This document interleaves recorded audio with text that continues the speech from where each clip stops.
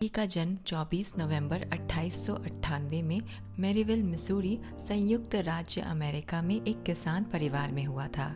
एक साधारण पृष्ठभूमि से होने के बावजूद उन्होंने एक असाधारण यात्रा तय की।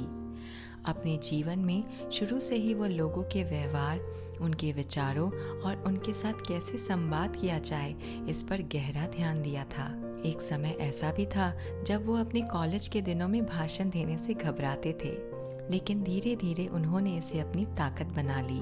कार्नेगी का मानना था कि किसी भी व्यक्ति की सबसे बड़ी संपत्ति उसके लोग होते हैं, चाहे वो दोस्त हो, परिवार हो, सहकर्मी हो, यहाँ तक कि कोई अजनबी भी। उनकी यह सोच थी कि अगर कोई व्यक्ति दूसरों के साथ अच्छे संबंध बना सकता है और उनका दिल जीत सकता है, तो वह किसी भी क्षेत्र में सफल हो सकता है। डेल कार्नेगी का जीवन आत्म सुधार और संवाद कला की दुनिया में प्रेरणा का स्रोत रहा है। उन्होंने अपने अनुभवों और अध्ययन के आधार पर कई महत्वपूर्ण सिद्धांतों को तैयार किया, जो आज भी हमारे व्यक्तिगत और व्यावसायिक यात्रा में मार्गदर्शित करते हैं। कार्नेगी ने पाया कि दूसरों को समझना और उनके साथ जुड़ना कोई आसान काम नहीं है, लेकिन यदि सही दृष्टिकोण अपनाया जाए तो इसे सीखा जा सकता है। उनकी book how to win friends and influence people ने लोगों को यह सिखाया कि दूसरों से कैसे संवाद करें, उनकी पसंद नापसंद का ध्यान रखें और कैसे एक सशक्त और सकारात्मक प्रभाव छोड़ जाएं। यही कारण है कि इस किताब को आज भी आत्म सुधार और मानव प्रबंधन की सबसे बेहतरीन पुस्तकों में से एक माना जाता है। इस किताब का उद्देश्य सिर्फ लोगों को जीतना या प्रभावित करना नहीं है, बल्कि एक वास्तविक, ईमानदार और मजबूत संबंध बनाने का है। कार्नेगी का मानना था कि हर इंसान अपने आप में खास होता है और हर किसी में कुछ न कुछ ऐसा होता है जो उसे दूसरों से अलग बनाता है। उनकी किताब का उद्देश्य है कि हम दूसरों के गुणों को पहचानें, उन्हें उनकी सराहना करें और उन्हें उनके महत्व का एहसास कराएं। इससे न केवल रिश्ते मजबूत होते हैं, बल्कि दूसरों की नज़रों में हमारा प्रभाव भी बढ़ता है। How to win friends and influence people एक ऐसी बुक है जो सिर्फ उसकी रचना के दौर के लिए नहीं, बल्कि हर युग में, हर परिस्थिति में प्रासंगिक है। इसके कई कारण हैं, जैसे मानव संबंधों का महत्व, चाहे वो पर्सनल लाइफ हो या फिर प्रोफेशनल, किसी भी इंसान के लिए उसके संबंध सबसे महत्वपूर्ण होते हैं। इस बुक के माध्यम से हम यह सीख सकते हैं कि कैसे रिश्तों को समझें और उसे मजबूत बनाएं। यूनिवर्सली अट्रैक्टिव इस बुक की सबसे बड़ी खासियत यह है कि यह दुनिया के किसी भी कोने के व्यक्ति को समझने और उससे जुड़ने का मार्गदर्शन देती है।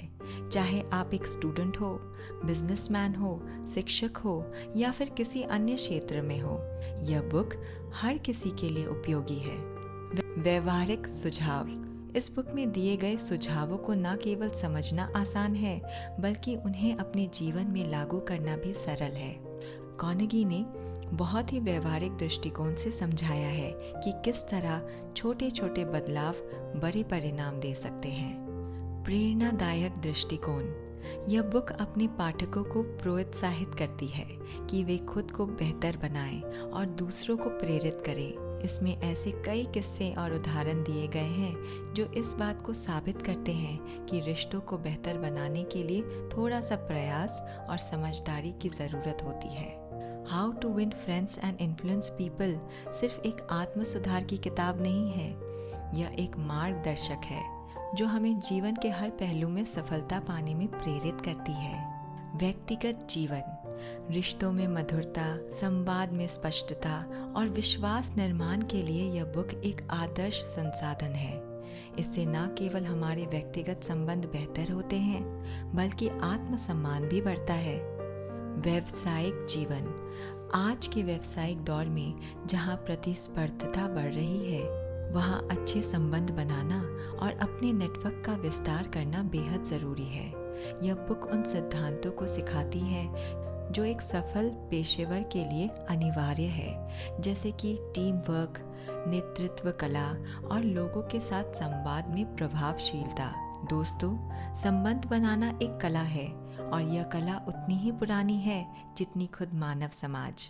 एक अच्छे संबंध की नींव समझदारी, सहानुभूति और ईमानदारी से रखी जाती है।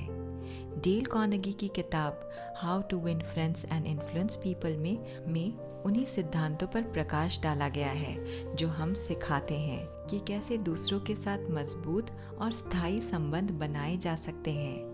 तो चलिए इस किताब के कुछ महत्वपूर्ण सिद्धांतों पर नज़र डालते हैं और जानते हैं कि कैसे हम अपने व्यक्तिगत और व्यावसायिक जीवन में इन्हें लागू कर सकते हैं। प्रशंसा और ईमानदारी से सराहने का महत्व। कार्नेगी का पहला सिद्धांत है लोगों की प्रशंसा करना और उनकी सच्ची सराहना करना। अक्सर हम अपनी बातचीत में दूसरों की गलतियां निकालने या आलोचना करने की ओर सुझाव रखते हैं, लेकिन सच्चाई यही है कि हर इंसान चाहता है कि उसकी मेहनत, उसके गुणों की सराहना की जाए। जब आप किसी की तारीफ करते हैं और वह भी ईमानदारी से, तो वह व्यक्ति आपके साथ जुड़ाव महसूस करने लगता है। यहाँ ध्यान देने वाली बात यह है कि तारीफ में हमेशा सच्चाई होनी चाहिए। झूठी तारीफ से कोई भी संबंध मजबूत नहीं होते हैं, बल्कि वह सामने वाले को दिखावा ही लगता है। उदाहरण के तौर पर, अगर आपका कोई सहकर्मी किसी प्रोजेक्ट में अच्छा काम करता है तो उसकी मेहनत और सोच को खुले दिल से सराहें। ऐसा करने से उसे लगेगा कि आप वास्तव में उसकी मेहनत को समझते हैं और उसकी कद्र करते हैं। किसी की तारीफ करने के लिए उसे छोटे छोटे शब्दों में कहें, जैसे आपने ये बहुत अच्छे से किया है या मुझे आपकी इस बात में खासियत नजर आई। हर तारीफ में सच्चाई हो ताकि सामने वाले को लगे कि यह तारीफ उसकी वाकई काबिलियत को पहचान कर की गई है। तारीफ करते समय उसकी एक विशिष्ट बात को जिक्र करें, जैसे आपके इस प्रेजेंटेशन में जो आत्मविश्वास था वो शानदार था। आलोचना से बचें और दूसरों को दोष ना दें। हम अक्सर भूल जाते हैं कि आलोचना करना किसी के लिए कितना हानिकारक हो सकता है। डेल कार्नेगी कहते हैं हमें दूसरों की आलोचना करने या उन्हें दोष देने से बचना चाहिए, खासकर तब जब हम चाहते हैं कि हमारे संबंध मजबूत और स्वस्थ हो। आलोचना किसी को बदलने के बजाय उसे आहत कर सकती है और इससे उसके मन में आपके प्रति नकारात्मक भावनाएं आ सकती है। अगर आपको लगता है कि किसी ने कोई गलती की हो तो उस पर तुरंत आलोचना करने के बजाय उसे सकारात्मक तरीके से समझाने की कोशिश करें। उदाहरण के लिए, अगर आपका दोस्त किसी काम में सफल नहीं हो पा रहा है तो उसे यह कहने के बजाय कि तुमसे ये ठीक से नहीं हुआ, आप कह सकते हैं हम इस काम को और अच्छे तरीके से कर सकते हैं, चलो साथ मिलकर देखते हैं। किसी की आलोचना करने से पहले खुद से सवाल करें कि क्या यह उसकी भलाई के लिए है या सिर्फ अपनी नाराजगी जाहिर करने के लिए। आलोचना की जगह सुझाव देने की कोशिश करें, जिससे व्यक्ति आपके बात को समझे और बदलाव लाने की कोशिश करे। अगर कभी आलोचना करना ज़रूरी हो तो एक सकारात्मक पहलू के साथ अपनी बात को सामने रखें, ताकि सामने वाला नकारात्मकता महसूस न कर पाए। दूसरों के प्रति वास्तविक रुचि दिखाएं। अक्सर लोग आपके द्वारा कहे गए शब्दों को उतना याद नहीं रखते जितना वो उस एहसास को याद रखते हैं जो आपने उन्हें महसूस कराया। दूसरों में वास्तविक रुचि दिखाना एक महत्वपूर्ण सिद्धांत है जो संबंध निर्माण में बहुत मदद करता है। जब आप किसी व्यक्ति में वास्तविक रुचि दिखाते हैं तो वह व्यक्ति आपके साथ जुड़ाव महसूस करता है और आपके प्रति खुला होने के लिए सहज हो जाता है। डेल कार्नेगी का मानना था कि अगर आप दूसरों के साथ एक मजबूत और स्थायी संबंध बनाना चाहते हैं तो उनकी जिंदगी, उनकी रुचियों और उनकी समस्याओं को ध्यान से सुने। दूसरों की रुचियों में शामिल होना और उनके विचारों की कद्र करना आपके लिए एक अनमोल मित्रता का दरवाज़ा खोल सकता है। जब आप किसी से बात करें तो उसे पूरा समय दें और अपनी बातों से जताएं कि आप उसकी बातों में दिलचस्पी ले रहे हैं। सवाल पूछें, लेकिन ऐसे जो उस व्यक्ति को यह महसूस कराए कि आप उसकी परवाह करते हैं, जैसे आपको इस बारे में क्या लगता है या आपके लिए क्या महत्वपूर्ण है। उसकी बातों को ध्यान से सुने और बीच में अपनी राय देने के बजाय उसकी पूरी बात खत्म होने दें। सहानुभूति दिखाएं और दूसरों की भावनाओं का सम्मान करें। किसी व्यक्ति को यह एहसास दिलाना कि आप उसकी स्थिति को समझते हैं, उसके साथ सहानुभूति रखते हैं, रिश्तों को गहराई देता है। यह ज़रूरी नहीं है कि आप हमेशा किसी की समस्या का हल दें, लेकिन जब आप उसे समझने की कोशिश करते हैं और उसकी भावनाओं का सम्मान करते हैं, तो वो व्यक्ति आपके प्रति सकारात्मक रूप से आकर्षित होता है। सहानुभूति का मतलब यह है कि आप किसी की स्थिति में खुद को रखकर सोचें और महसूस करें कि वह क्या महसूस कर रहा होगा। ऐसा करने से सामने वाला व्यक्ति आपके प्रति सम्मान और विश्वास महसूस करने लगता है। अगर कोई दुखी है या किसी समस्या से जूझ रहा है, तो उसे सिर्फ यह कहें, मुझे समझ में आ रहा है कि तुम किस स्थिति से गुजर रहे हो। सहानुभूति दिखाने के लिए केवल शब्दों पर निर्भर न रहें, बल्कि अपने हाव भाव से भी यह दर्शाएं।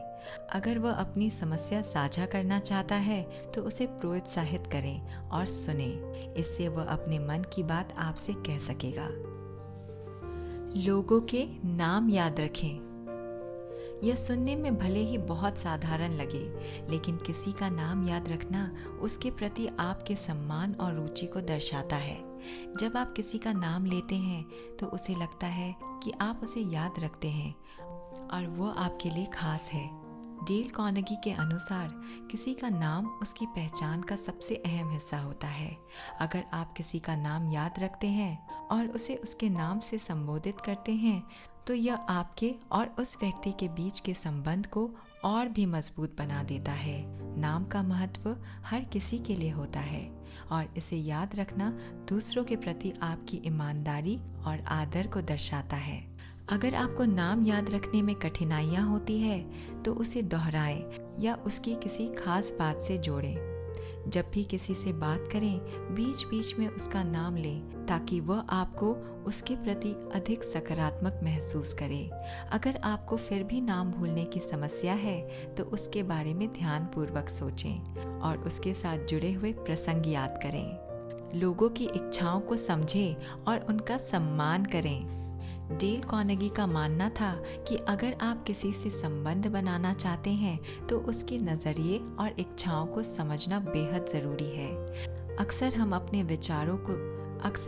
विचारों को सामने रखने या अपनी इच्छाओं को महत्व देने में इतने व्यस्त हो जाते हैं कि दूसरों की सोच और उनकी प्राथमिकताओं को नज़रअंदाज कर देते हैं। जबकि सच्चाई यह है कि अगर आप उनके नज़रिए और इच्छाओं को समझने का प्रयास करते हैं, तो लोग आपके प्रति सकारात्मक सोचने लगते हैं और आपके साथ जुड़ाव महसूस करते हैं। अगर कोई व्यक्ति किसी खास काम में दिलचस्पी रखता है, तो आप उसके साथ उस काम की चर्चा करके या उसे उस काम में मदद करके उसके करीब आ सकते हैं। उदाहरण के तौर पर, अगर आपका सहकर्मी किसी खास प्रोजेक्ट पर काम करना चाहता है, तो उसे उसके काम में प्रोत्साहित करें और उसकी मदद करने का प्रस्ताव रखें। इस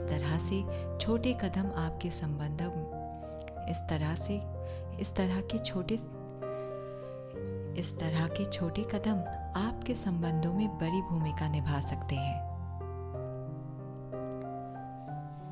बात करते समय सामने वाले की इच्छाओं और प्राथमिकताओं को समझें। बात करते समय सामने वाले की इच्छाओं और प्राथमिकताओं को समझें और अपने जवाबों में उन्हें महत्व दें। किसी का ध्यान आकर्षित करना हो, तो उसकी पसंद नापसंद के बारे में बात करें। उसी से संबंधित विषयों को आगे बढ़ाएं। अपनी इच्छाओं के साथ साथ दूसरों की इच्छाओं का भी सम्मान करें, ताकि दोनों के बीच संतुलन बना रहे। सवाल पूछें और उनकी बातों में दिलचस्पी दिखाएं। लोगों से सवाल पूछना और उनके जवाबों में रुचि दिखाना आपके संबंध को और मजबूत बना सकता है।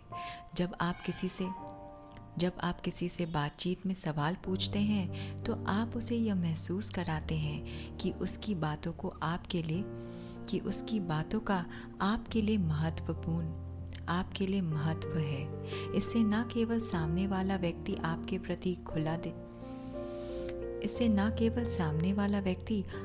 प्रति खुले दिल से बात करता है, बल्कि वो आपको एक अच्छे श्रोता के रूप में देखता है। डेल कार्नेगी का कहना था कि लोग खुद के बारे में बात करना पसंद करते हैं। जब आप किसी से उनके अनुभवों, विचारों और रुचियों के बारे में सवाल करते हैं तो उसे लगता है कि आप उसकी परवाह करते हैं, उसके व्यक्तित्व को समझने की कोशिश कर रहे हैं। यह संबंध निर्माण के लिए एक महत्वपूर्ण पहलू है।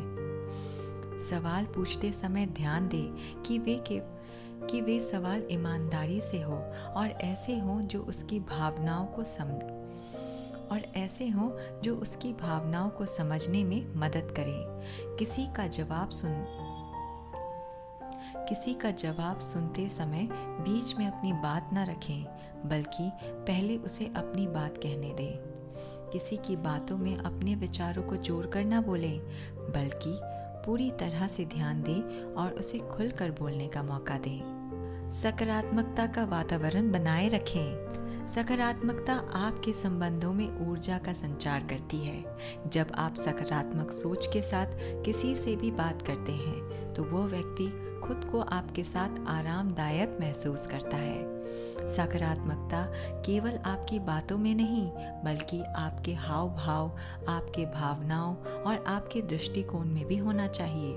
डेल कार्नेगी ने बार बार यह सलाह दी कि हमेशा सकारात्मक दृष्टिकोण अपनाएं और दूसरों की कमजोरी को नज़रअंदाज करते हुए उनकी अच्छाइयों पर ध्यान दें। हर व्यक्ति में कुछ न कुछ अच्छा होता है और जब आप उसके अच्छे गुणों को समझते हैं और सराहते हैं तो इससे आपके और उसके बीच में एक सकारात्मक जुड़ाव बनता है। बातचीत के दौरान सकारात्मक शब्दों का उपयोग करें, जैसे हम यहाँ क्या कर सकते हैं या यह एक अच्छा विचार है।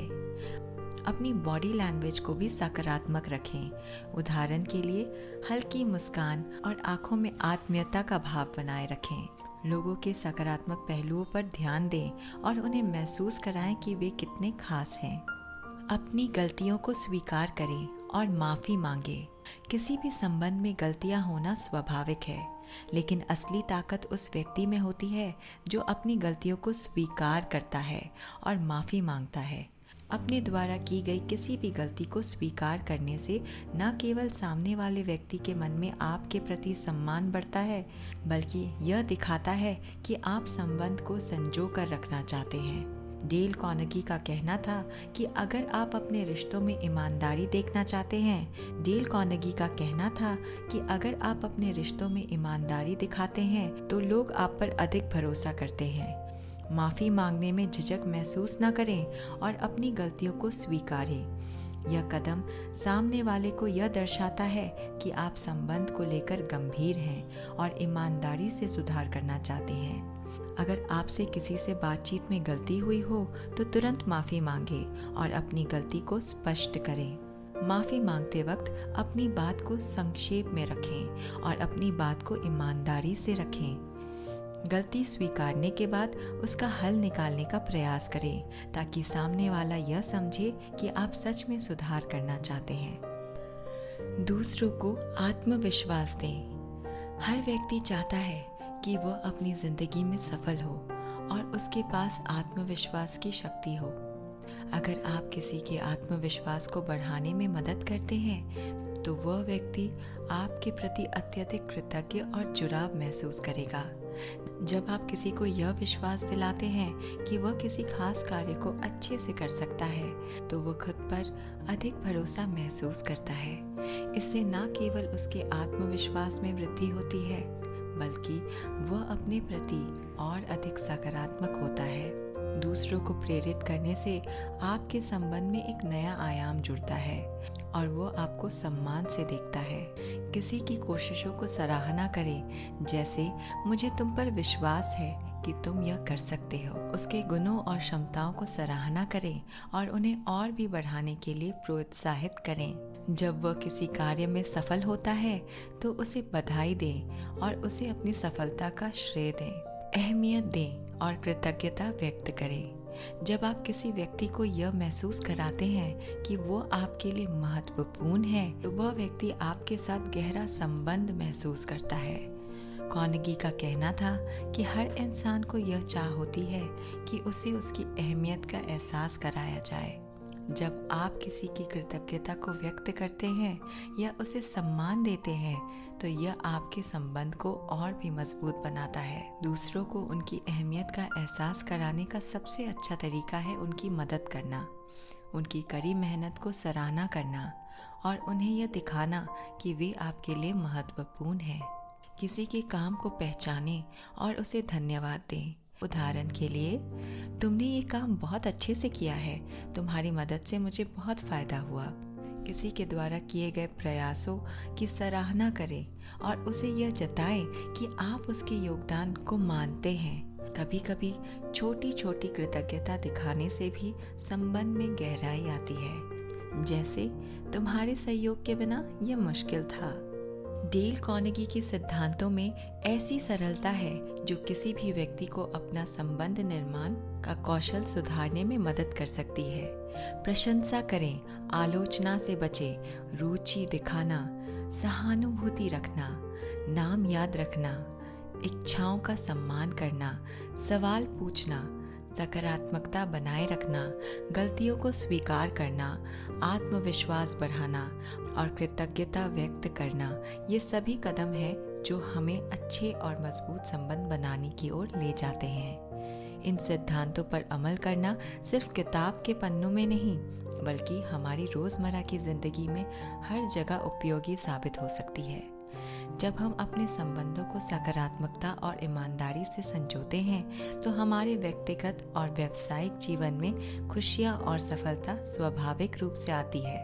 दोस्तों, किसी के साथ सही तरीके से जुड़ने की कला ही आपके संबंधों को मजबूत और स्थायी बनाती है। चाहे दोस्त हो, पारिवारिक रिश्ते हो या फिर व्यावसायिक संबंध, अगर आपके पास दूसरों के साथ जुड़ने की कुशलता है, तो यह हर जगह आपको आगे बढ़ने में मदद करती है।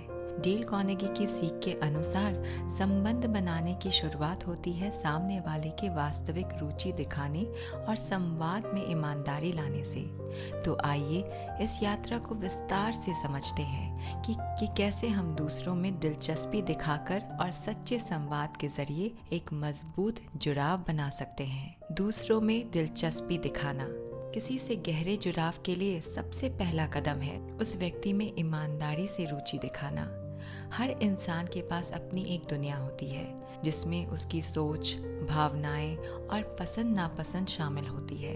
अगर हम किसी के जीवन में उसकी रुचियों और उसकी भावनाओं में सच्ची दिलचस्पी दिखाते हैं, तो वो व्यक्ति हमारे प्रति सकारात्मक भावनाएं महसूस करने लगता है। जब आप किसी को यह महसूस कराते हैं कि आप वास्तव में उसकी परवाह करते हैं, तो वह आपके साथ खुलकर बात करने लगता है और आपको अपने करीब मानता है। हर व्यक्ति का अपना एक अलग व्यक्तित्व होता है और हर किसी की अलग अलग पसंद नापसंद होती है। उदाहरण के लिए, कुछ लोग संगीत के शौकीन होते हैं तो कुछ किताबें पढ़ना पसंद करते हैं। अगर आप उनके इन शौकों में रुचि दिखाते हैं और उनसे इन विषयों पर बात करते हैं, तो उन्हें लगेगा कि आप वास्तव में उनकी परवाह करते हैं। यहाँ पर सबसे ज़रूरी बात यह है कि आप अपनी रुचि को नकली ना बनाएं। नकली दिलचस्पी सामने वाले को बहुत जल्दी महसूस होती है। इसके बजाय ध्यान से सुने और आप वास्तव में उनके व्यक्तित्व को समझना चाहते हैं। उनसे उनके शौक के बारे में पूछें। किसी से उनकी पसंद के बारे में बात करें, जैसे आपकी पसंदीदा शौक क्या है या आपको क्या करना सबसे ज़्यादा पसंद है। उनके कार्यों को सराहना करें। अगर आप किसी की मेहनत और उसके कार्यों को सराहना करते हैं, आपकी बातों में रुचि दिखाता है। उनकी ज़िंदगी के खास पलों के बारे में पूछें। लोगों से उनके खास पलों के बारे में पूछें, जैसे आपकी सबसे यादगार यात्रा कौन सी रही है। इससे उनकी ज़िंदगी में आपकी वास्तविक दिलचस्पी साफ नज़र आती है। दूसरों में रुचि दिखाने का मतलब यह है कि आप अपनी भावनाओं और विचारों का सम्मान भी करें। अगर कोई व्यक्ति किसी खास विषय को लेकर संवेदनशील है तो उसकी भावनाओं को समझने की कोशिश करें और उसे महसूस कराएं कि आप उसकी स्थिति को समझते हैं। उदाहरण के लिए, अगर कोई किसी समस्या से गुजर रहा है तो उसकी बात सुने और उसे अपना समर्थन दें। इससे वह महसूस करेगा कि आप सिर्फ औपचारिकता नहीं निभा रहे हैं बल्कि उसे समझ रहे हैं। मान लीजिए आपके किसी दोस्त ने हाल ही में कोई कठिन परीक्षा पास की है। आप उसे सिर्फ बधाई देकर छोड़ने के बजाय यह पूछ सकते हैं, तुम्हारे लिए सबसे मुश्किल क्या था और कैसे तुमने इसे पार किया। ऐसे सवालों से न सिर्फ आपकी रुचि जाहिर होती है बल्कि सामने वाले को यह एहसास भी होता है कि आप उसकी यात्रा और संघर्ष को समझते हैं। सच्चे संवाद का महत्व। सच्चे संवाद का महत्व। अब बात करते हैं सच्चे संवाद की।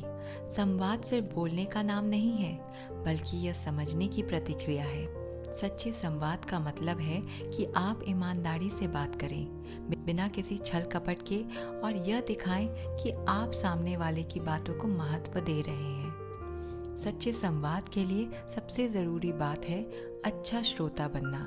कई बार हम सामने वाले की बातों को सुनने के बजाय अपनी बातें कहने पर जोर देते हैं, जिससे वह महसूस करता है कि हम उसकी बातों में दिलचस्पी नहीं ले रहे। अगर आप सामने वाले की बातों को ध्यान से सुनते हैं और उस पर प्रतिक्रिया देते हैं तो यह आपके संवाद को सच्चा और प्रभावी बनाता है।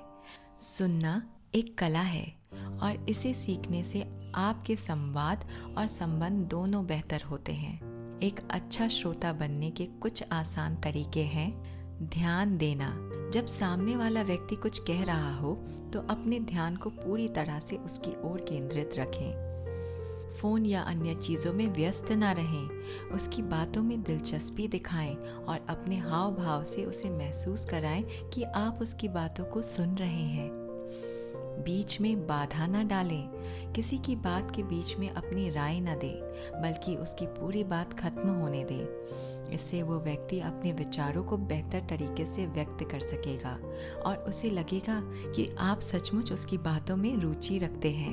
प्रतिक्रिया दें। अच्छा सुनना तभी पूरा होता है जब आप प्रतिक्रिया देते हैं। उदाहरण के लिए, अगर कोई अपनी सफलता की बात कर रहा है तो उसे प्रोत्साहित करें और उसकी मेहनत को सराहना करें। इससे उसे लगेगा कि आपने उसकी बात ध्यान से सुनी है और आप उसकी भावनाओं को समझ रहे हैं।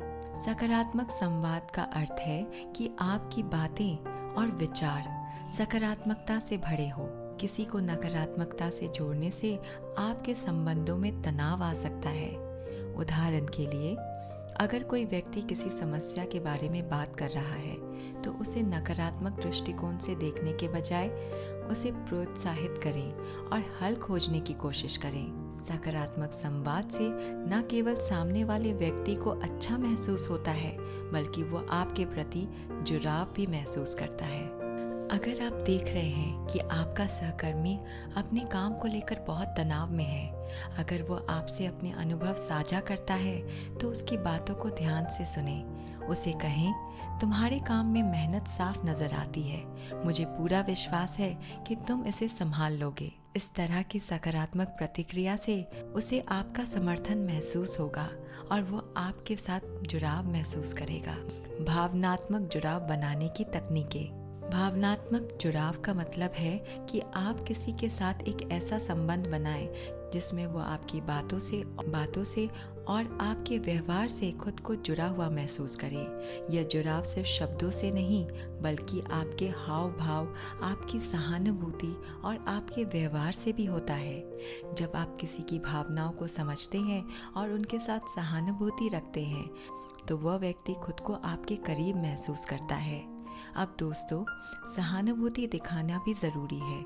सहानुभूति का मतलब है कि आप सामने वाले की स्थिति को समझें और उसे महसूस कराएं कि आप उसकी भावनाओं को समझते हैं। अगर आपका दोस्त दुखी है तो उसकी बातों को समझें और उसके साथ अपनी सहानुभूति जताएं।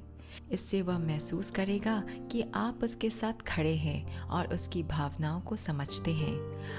अगर आपका दोस्त किसी व्यक्तिगत समस्या से जुड़ा है और आपसे अपनी भावनाएं साझा कर रहा है, तो उसके लिए सहानुभूति दिखाएं। उसे कह सकते हैं, मुझे समझ में आता है कि तुम्हारे लिए यह समय कितना कठिन होगा। अगर तुम्हें किसी चीज़ की ज़रूरत हो तो मैं हमेशा यहाँ हूँ। इस तरह की बातों से आपका जुड़ाव और भी गहरा हो सकता है। और दोस्तों, अपने रिश्तों में सच्चाई बनाए रखना, सच्चाई किसी भी संबंध की बुनियाद होती है। अगर आप किसी के साथ ईमानदारी से व्यवहार करते हैं और अपनी बातों में सच्चाई रखते हैं तो वह व्यक्ति आपके साथ भावनात्मक रूप से जुड़ाव महसूस करेगा। झूठ और बनावट संबंधों में दूरी ला सकती है। इसलिए यह ज़रूरी है कि आप हर बातचीत में ईमानदार रहें और सच्चाई से अपनी बात रखें। आभार व्यक्त करना और कृतज्ञता की भाव। किसी भी संबंध में आभार व्यक्त करना और कृतज्ञता दिखाना एक बेहद सशक्त तकनीक है। जब आप किसी व्यक्ति को धन्यवाद कहते हैं और उसे उसकी मदद के लिए सराहते हैं, तो उसे महसूस होता है कि उसका योगदान आपके लिए महत्वपूर्ण है। यह एक छोटी सी बात है, लेकिन इसके प्रभाव बहुत बड़े होते हैं। आभार जताने का मतलब सिर्फ धन्यवाद कहना नहीं है। यह एक ईमानदारी से भरा संदेश है, जिसमें सामने वाले को यह महसूस कराया जाता है कि उसने आपकी ज़िंदगी में एक सकारात्मक बदलाव लाया है। जैसे अगर आपका सहकर्मी आपके काम में मदद करता है, तो आप ये कह सकते हैं, तुम्हारी मदद के बिना ये संभव नहीं था। तुम्हारा सहयोग मेरे लिए बहुत महत्वपूर्ण है। कृतज्ञता का महत्व। कृतज्ञता आपके रिश्तों को और भी सकारात्मक बनाती है। जब आप अपने परिवार, दोस्तों या सहकर्मियों के प्रति कृतज्ञता की भाव दिखाते हैं, तो वे आपके प्रति और जुड़ाव महसूस करते हैं। यह एक तरह का सकारात्मक चक्र है। जैसे जैसे आप कृतज्ञता जताते हैं, वैसे वैसे आपके संबंधों में गहराई और स्थायित्व आता है। यदि आपका कोई मित्र हमेशा आपकी बातों को सुनता है और आपको सलाह देता है, तो आप उसे कह सकते हैं, तुम्हारे साथ बात करना हमेशा अच्छा लगता है। तुम्हारी सलाह मेरे लिए बहुत मूल्यवान है। इससे आपके मित्र को यह महसूस होता है कि आप उसकी सराहना करते हैं और वह आपके जीवन में खास स्थान रखता है। अपनी बातों में स्पष्टता और ईमानदारी लाएं। ईमानदारी और स्पष्टता हर संबंध में विश्वास की नींव होती है। जब आप किसी से बातचीत में ईमानदारी से अपनी बात रखते हैं और अपनी भावनाओं को स्पष्ट तरीके से व्यक्त करते हैं, तो वह व्यक्ति आपके बातों को गंभीरता से लेता है और आपके साथ ईमानदार रहता है। स्पष्टता का मतलब यह है कि आप बातों को बिना किसी उलझन के सामने रखें। अगर आप किसी के साथ अपनी बातें पूरी ईमानदारी से रखते हैं और अपनी भावनाओं को व्यक्त करते हैं, तो सामने वाला व्यक्ति भी आपसे खुलकर बात कर सकता है। इससे आपके संबंध में पारदर्शिता आती है और गलतफहमियों की गुंजाइश कम हो जाती है। ईमानदारी के लिए यह ज़रूरी है कि आप अपनी बातों को बिना किसी झिझक और बनावट के सामने रखें। जैसे अगर आप किसी से नाराज़ हैं या किसी बात से असंतुष्ट हैं, तो उसे स्पष्टता से बताएं। लेकिन ध्यान रखें कि आपके शब्दों में करवाहट ना हो। अपनी बात को इस तरह से रखें कि वह व्यक्ति इसे सकारात्मक रूप से ले सके और आपके विचारों को समझ सके। अगर आपको अपने साथी के किसी व्यवहार से तकलीफ है, तो सीधे उसे यह कहने के बजाय कि तुम्हारा यह व्यवहार मुझे पसंद नहीं है, आप ये कह सकते हैं, मुझे लगा कि अगर इस बारे में हम और बेहतर तरीके से बात कर सके तो अच्छा होगा।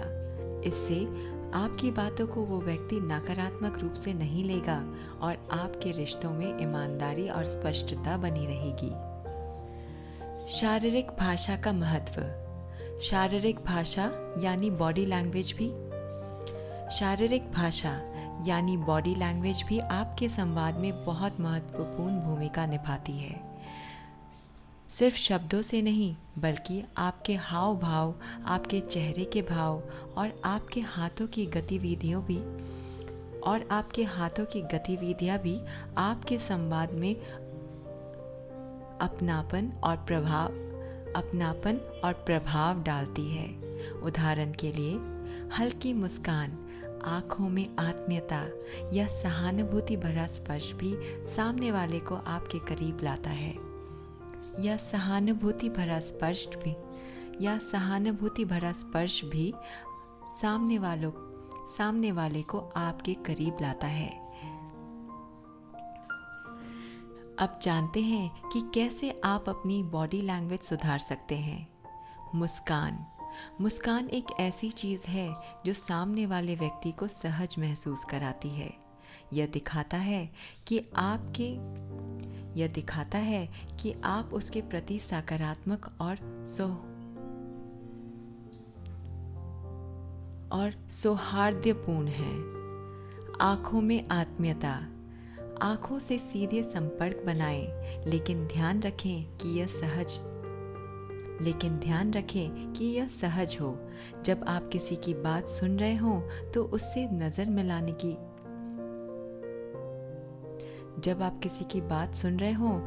नज़र मिलाना उसकी बात को महत्व देना दर्शाता है। सहानुभूति के संकेत, जब कोई व्यक्ति अपनी बात कह रहा हो और आप उसकी बातों से सहमत हो तो सिर हिलाकर उसकी बात का समर्थन करें। इससे उसे लगेगा कि आप उसकी बातों को समझ रहे हैं। मालूम हो, अगर आपका कोई दोस्त किसी समस्या के बारे में बात कर रहा है, आप उसकी बात को ध्यान से सुनते हुए हल्के से सिर हिलाते हैं। आप उसकी बात को ध्यान से सुनते हुए हल्के से सिर हिलाते हैं और मुस्कान के साथ प्रतिक्रिया देते हैं, तो उसे लगेगा कि आप उसकी समस्या को समझ रहे हैं और उसका समर्थन कर रहे हैं। मुलाकातों को यादगार बनाना, जब आप किसी से मिलते हैं और उसके साथ ऐसा समय बिताते हैं जो उसे यादगार लगता है, तो वो व्यक्ति आपके साथ और गहराई से जुड़ जाता है। मुलाकातों को खास बनाने के लिए आपको सिर्फ थोड़ी सी कोशिश की ज़रूरत होती है। एक यादगार मुलाकात में ईमानदार बातचीत, थोड़ी हंसी मजाक और सामने वाले की पसंद के अनुसार वातावरण का चुनाव बहुत प्रभावशाली होता है। अब जानते हैं कि कैसे मुलाकात को यादगार बनाएं। ईमानदार बातें करें। ऐसी बातें करें जिनमें आपकी भावनाएं और ईमानदारी झलकती हो। इससे सामने वाले को लगेगा कि यह मुलाकात सिर्फ औपचारिकता नहीं है, बल्कि एक सच्ची बातचीत है। हंसी मजाक का माहौल, हल्के फुल्के मजाक और हंसी का माहौल रिश्तों को सहज और यादगार बनाता है। लेकिन ध्यान रखें कि मजाक ऐसा हो जो सामने वाले को बुरा न लगे। सामने वाले की पसंद का ध्यान रखें। अगर आप किसी को उसके पसंद के अनुसार की जगह पर ले जाते हैं या उसकी रुचियों का ध्यान रखते हैं, तो यह आपके जुड़ाव को और भी गहरा बनाता है। अगर आपका दोस्त कॉफ़ी का शौकीन है और आप उसे एक नई कॉफ़ी शॉप में ले जाते हैं, तो यह मुलाकात उसके लिए खास हो जाती है। इसके अलावा अगर आप उससे उसकी रुचियों पर बातचीत करते हैं, तो यह उसे और भी यादगार लगता है। संवाद में सहमति दिखाना भी जुड़ाव बढ़ाने का एक महत्वपूर्ण तरीका है। जब आप सामने वाले व्यक्ति की बातों से सहमत होते हैं या उसके विचारों का समर्थन करते हैं, तो वो आपके प्रति एक सकारात्मक और अपनापन महसूस करता है। इसका मतलब यह नहीं कि आप अपनी राय बदलें, बल्कि इसका मतलब है कि जहाँ ज़रूरी हो वहाँ उसके दृष्टिकोण को समझें और उसकी बातों का समर्थन करें। अब बात आती है कि सहमति कैसे दिखाएं, तो आइए इसे भी जानते हैं। छोटे मोटे मामलों में सहमति। अक्सर हम छोटे छोटे मुद्दों पर बहस करने लगते हैं, जिससे संबंधों में अनावश्यक तनाव आ जाता है। जहाँ जरूरी ना हो वहाँ सहमति दिखाना संबंधों में मधुरता लाता है। सुनने के बाद सहमति दिखाएं। जब कोई व्यक्ति अपनी बात रखता है तो पहले उसे ध्यान से सुने और फिर उसकी बात से सहमति जताएं। तर्क संगत तरीके से सहमति जताएं। अगर आप किसी के मुद्दे से सहमत हैं तो उसे तर्क संगत तरीके से बताएं, ताकि सामने वाला महसूस कर सके कि आपने उसकी बात को सही मायने में समझा है। मान लीजिए आपका दोस्त किसी नए प्रोजेक्ट पर काम करने के लिए उत्साहित है। आप उससे यह कह सकते हैं, ये सचमुच एक अच्छा विचार है, मुझे भी लगता है कि इसमें बहुत संभावनाएं हैं। इस तरह की सहमति उसे प्रोत्साहित करती है और आपके जुड़ाव को और भी मजबूत बनाती है। डेल कार्नेगी के सिद्धांतों पर आधारित ये तकनीकें आपको लोगों से जुड़ने में और भी मदद करेगी। दूसरों में वास्तविक रुचि दिखाना, सच्चा संवाद करना, आभार व्यक्त करना, ईमानदारी बरतना, शारीरिक भाषा का उपयोग, मुलाकातों को खास बनाना और सहमति दिखाना, ये सब तकनीकें आपके संबंधों को स्थायित्व और गहराई देती है। याद रखें कि रिश्तों में समय और समझदारी की आवश्यकता होती है। अब जानते हैं कि लोगों पर अपना प्रभाव कैसे बढ़ाएं। किसी भी व्यक्ति पर प्रभाव डालना और उसके मन में एक खास जगह बनाना कला है, जिसमें धैर्य, समझदारी और अच्छे संवाद की आवश्यकता होती है। डेल कार्नेगी की सीख के अनुसार प्रभाव बढ़ाने का मतलब यह नहीं कि आप किसी पर अपना अधिकार जमाएं, बल्कि यह है कि आप उनके दिल और दिमाग में सम्मान और विश्वास हासिल करें। इसके लिए हमें कुछ ऐसे सिद्धांतों पर काम करना होगा जो हमें दूसरों के नज़रिए को समझने, सहमति बनाने और संबंधों को गहराई देने में मदद करें।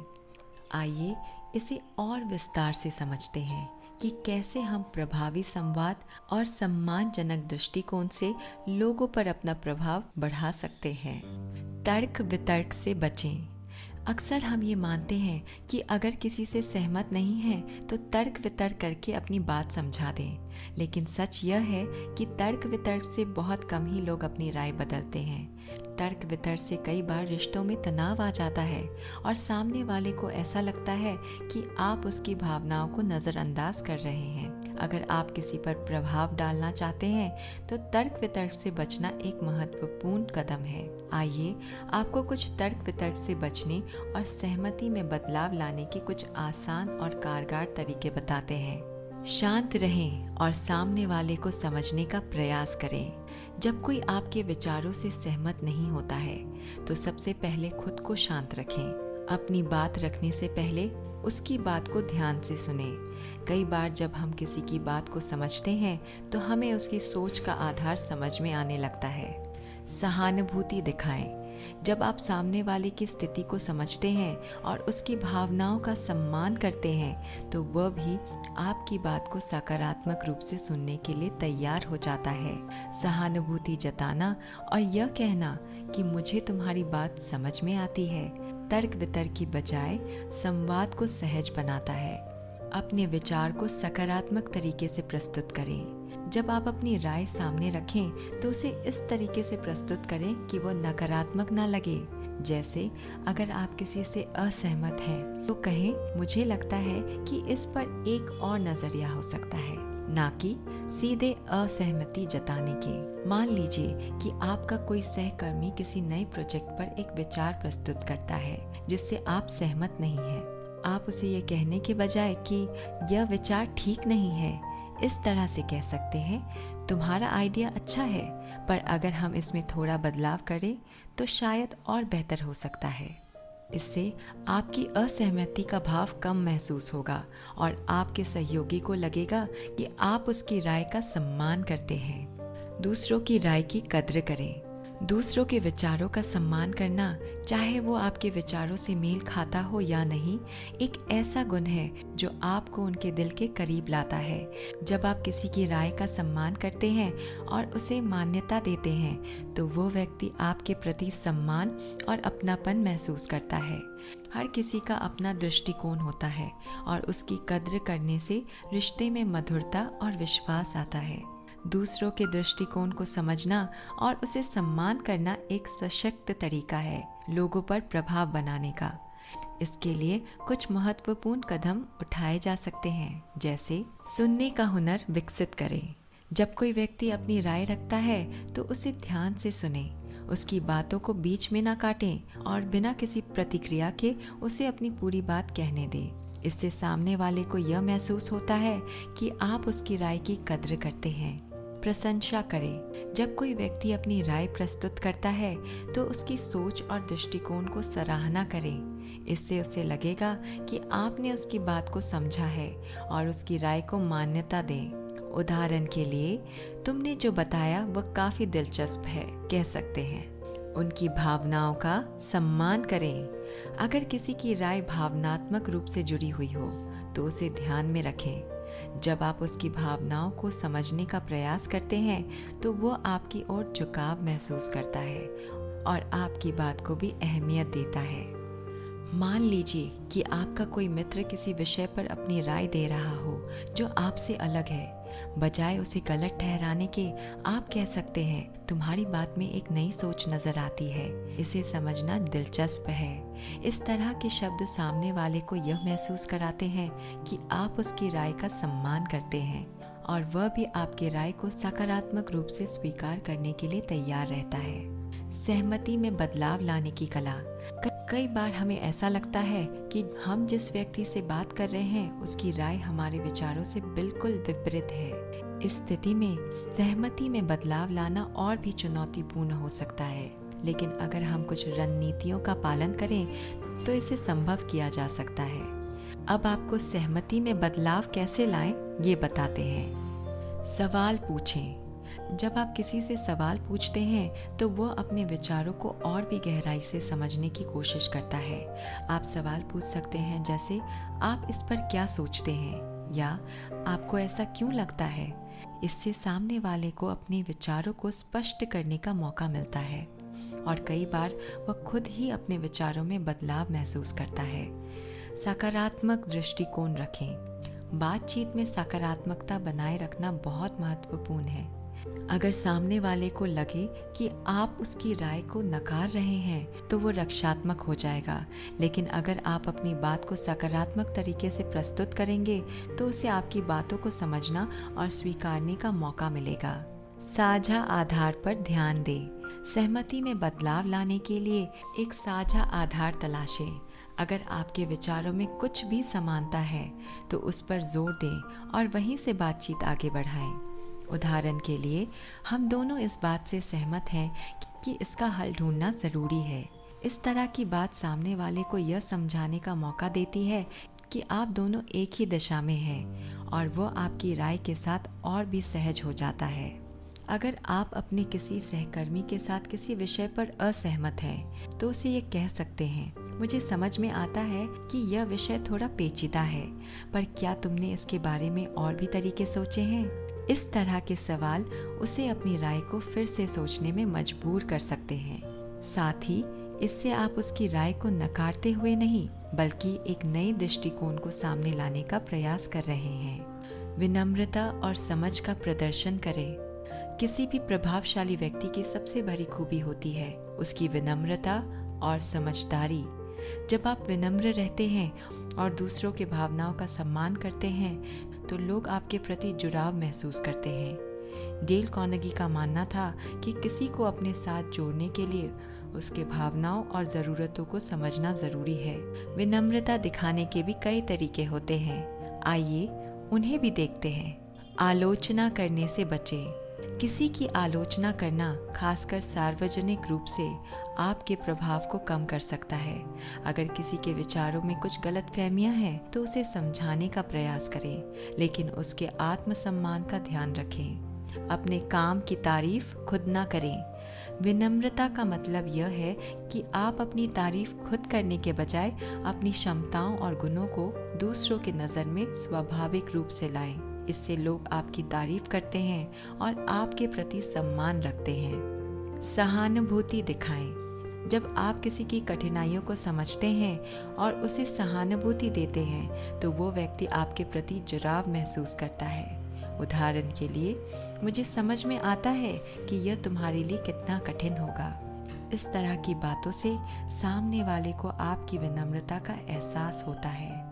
अगर किसी मित्र ने कोई गलती की है और वो आपसे अपनी स्थिति साझा कर रहा है तो उसकी आलोचना करने के बजाय यह कह सकते हैं, गलतियां तो हम सबसे होती है, मुझे भी कई बार यह अनुभव हुआ है। इससे उसे लगेगा कि आप उसके साथ हैं और उसकी भावनाओं का सम्मान करते हैं। अपनी बात को साबित करने का तरीका।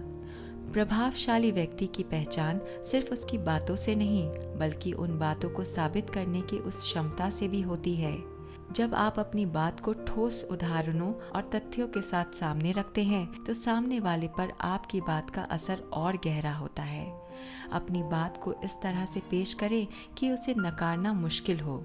डेल कार्नेगी के अनुसार, अपनी बात को स्पष्ट तरीके से और बिना किसी दबाव के साबित करना प्रभाव बढ़ाने का सबसे सटीक तरीका है।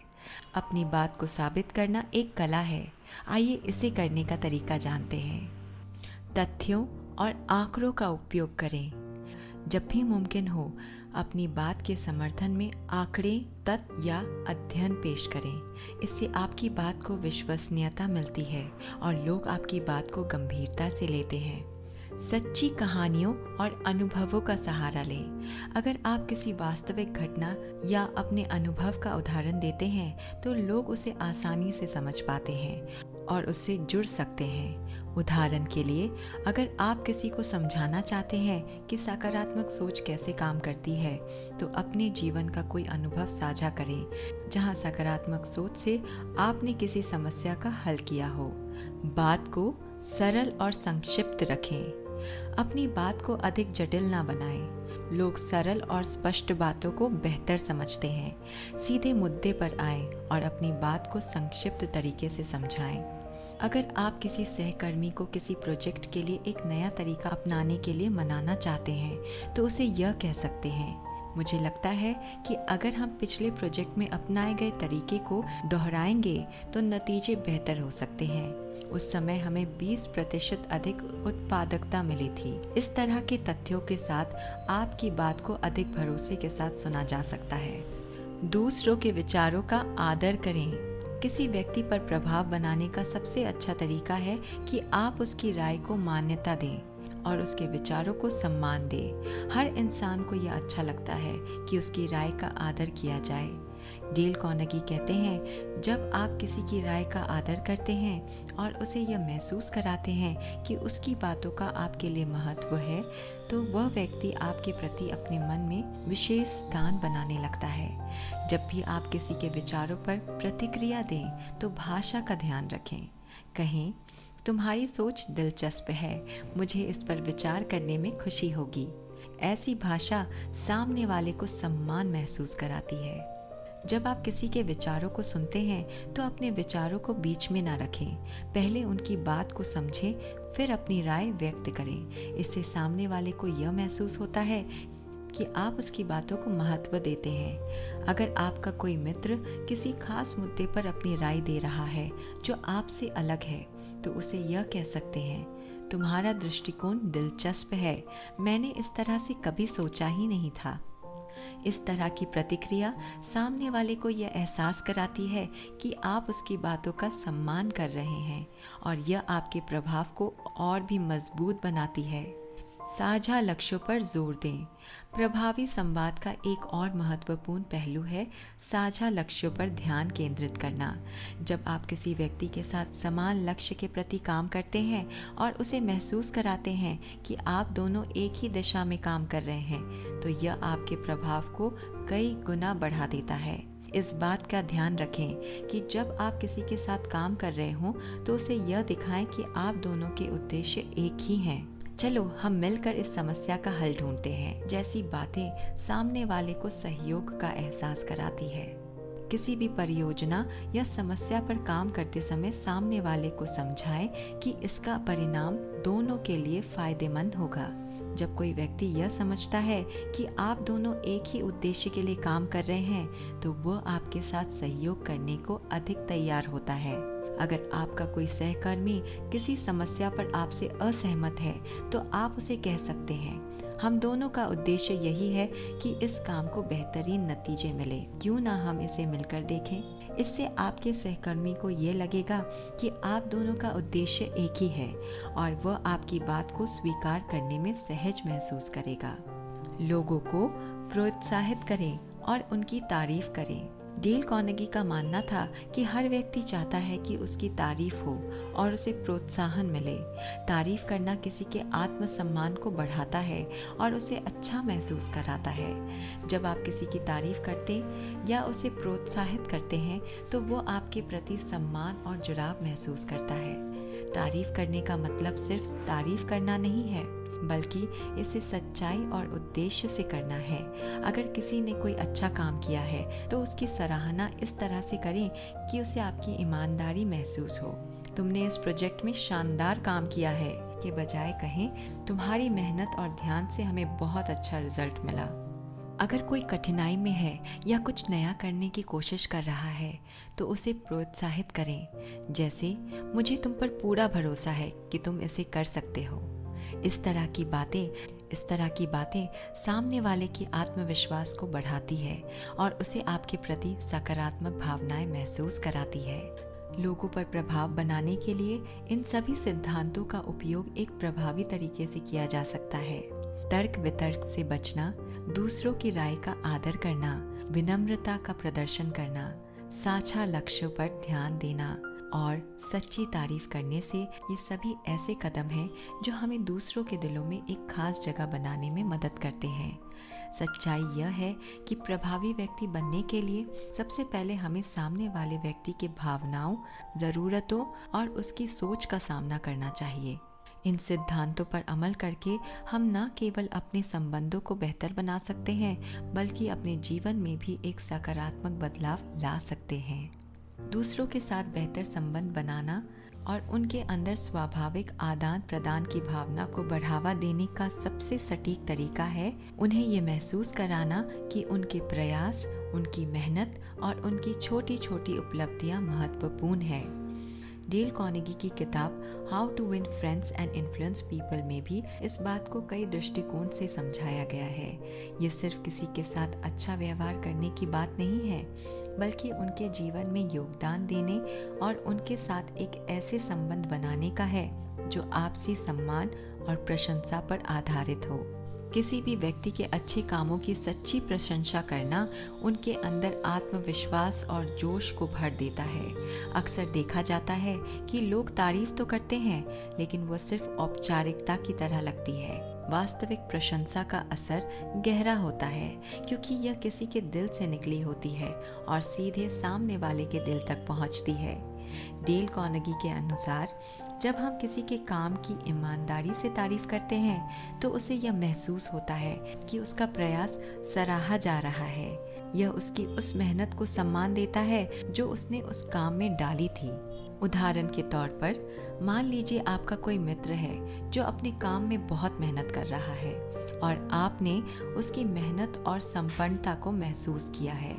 ऐसे में उसकी पीठ थपथपाना और उसे यह बताना कि उसकी मेहनत रंग ला रही है उसे एक नई ऊर्जा देगा।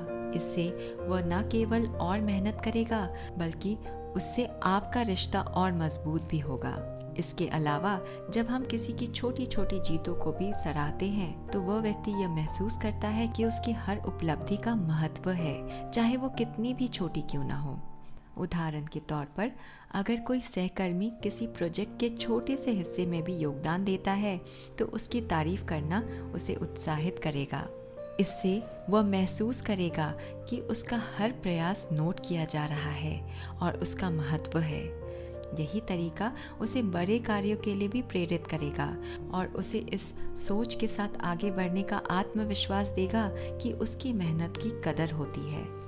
अब जानते हैं कि कैसे गलतियां सुधारे बिना आलोचना से बचें। जब हम किसी के काम में कोई गलती देखते हैं तो हमारा स्वाभाविक झुकाव होता है कि उसे तुरंत सुधार दें, लेकिन इस प्रक्रिया में अक्सर हम इस बात का ध्यान नहीं रखते कि हमारी आलोचना सामने वाले के लिए कितनी हानिकारक हो सकती है। आलोचना एक ऐसा हथियार है जो सकारात्मक सुधार के बजाय नकारात्मक प्रभाव डाल सकता है, खासकर तब जब सामने वाले को यह लगे कि उसकी गलतियों को कठोरता से उभारा जा रहा है। डेल कार्नेगी ने अपनी किताब में इस बात को विस्तार से समझाया है कि आलोचना से बचना क्यों ज़रूरी है। अगर हम किसी को उसकी गलती के लिए सार्वजनिक रूप से या कठोर शब्दों में आलोचना करते हैं तो वह व्यक्ति रक्षात्मक हो सकता है और अपनी गलतियों को सुधारने के बजाय उस पर अड़ने लग सकता है।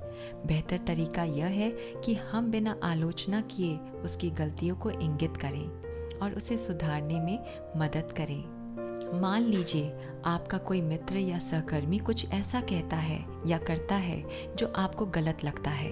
इस स्थिति में सीधे तौर पर उसकी आलोचना करने के बजाय आप एक ऐसा दृष्टिकोण अपनाएं जिसमें वह खुद अपनी गलती को पहचान सके। जैसे आप उससे पूछ सकते हैं कि क्या उसने उस समस्या को किसी और दृष्टिकोण से देखा है। जब आप उसे उसकी गलती का एहसास दिलाएंगे बिना सीधे आलोचना किए तो वह इसे अधिक सकारात्मक रूप से लेगा और उसमें सुधार का प्रयास करेगा। यह तरीका सामने वाले को यह एहसास दिलाता है कि आप उसे केवल सुधारने का प्रयास नहीं कर रहे बल्कि उसका समर्थन भी कर रहे हैं। आलोचना करने के बजाय उसे ऐसा महसूस कराना कि उसकी गलती कोई बड़ी बात नहीं है और उसे ठीक किया जा सकता है, एक बेहतर प्रभाव छोड़ता है। एक सहयोगात्मक और समझदारी भरा दृष्टिकोण अपनाना दूसरों के साथ आदान प्रदान की भावना विकसित करने का एक महत्वपूर्ण हिस्सा है। एक सहयोगात्मक और समझदारी भरा दृष्टिकोण अपनाना। हर व्यक्ति के पास एक अनोखा दृष्टिकोण होता है और वह अपने तरीके से काम करता है। जब हम इस बात को समझते हैं और अपने साथी को सम्मान देते हैं तो हमारा संबंध और भी मजबूत होता है। सहयोगात्मक दृष्टिकोण का मतलब यह नहीं कि हम केवल उसके निर्णयों से सहमत होते रहें, बल्कि यह है कि हम उसके दृष्टिकोण को समझने और उसमें मूल्य जोड़ने का प्रयास करें। डेल कार्नेगी के अनुसार यदि हम किसी के दृष्टिकोण का सम्मान करते हैं और उसकी सोच को समझते हैं तो वह व्यक्ति भी हमारी बातों को गंभीरता से लेता है।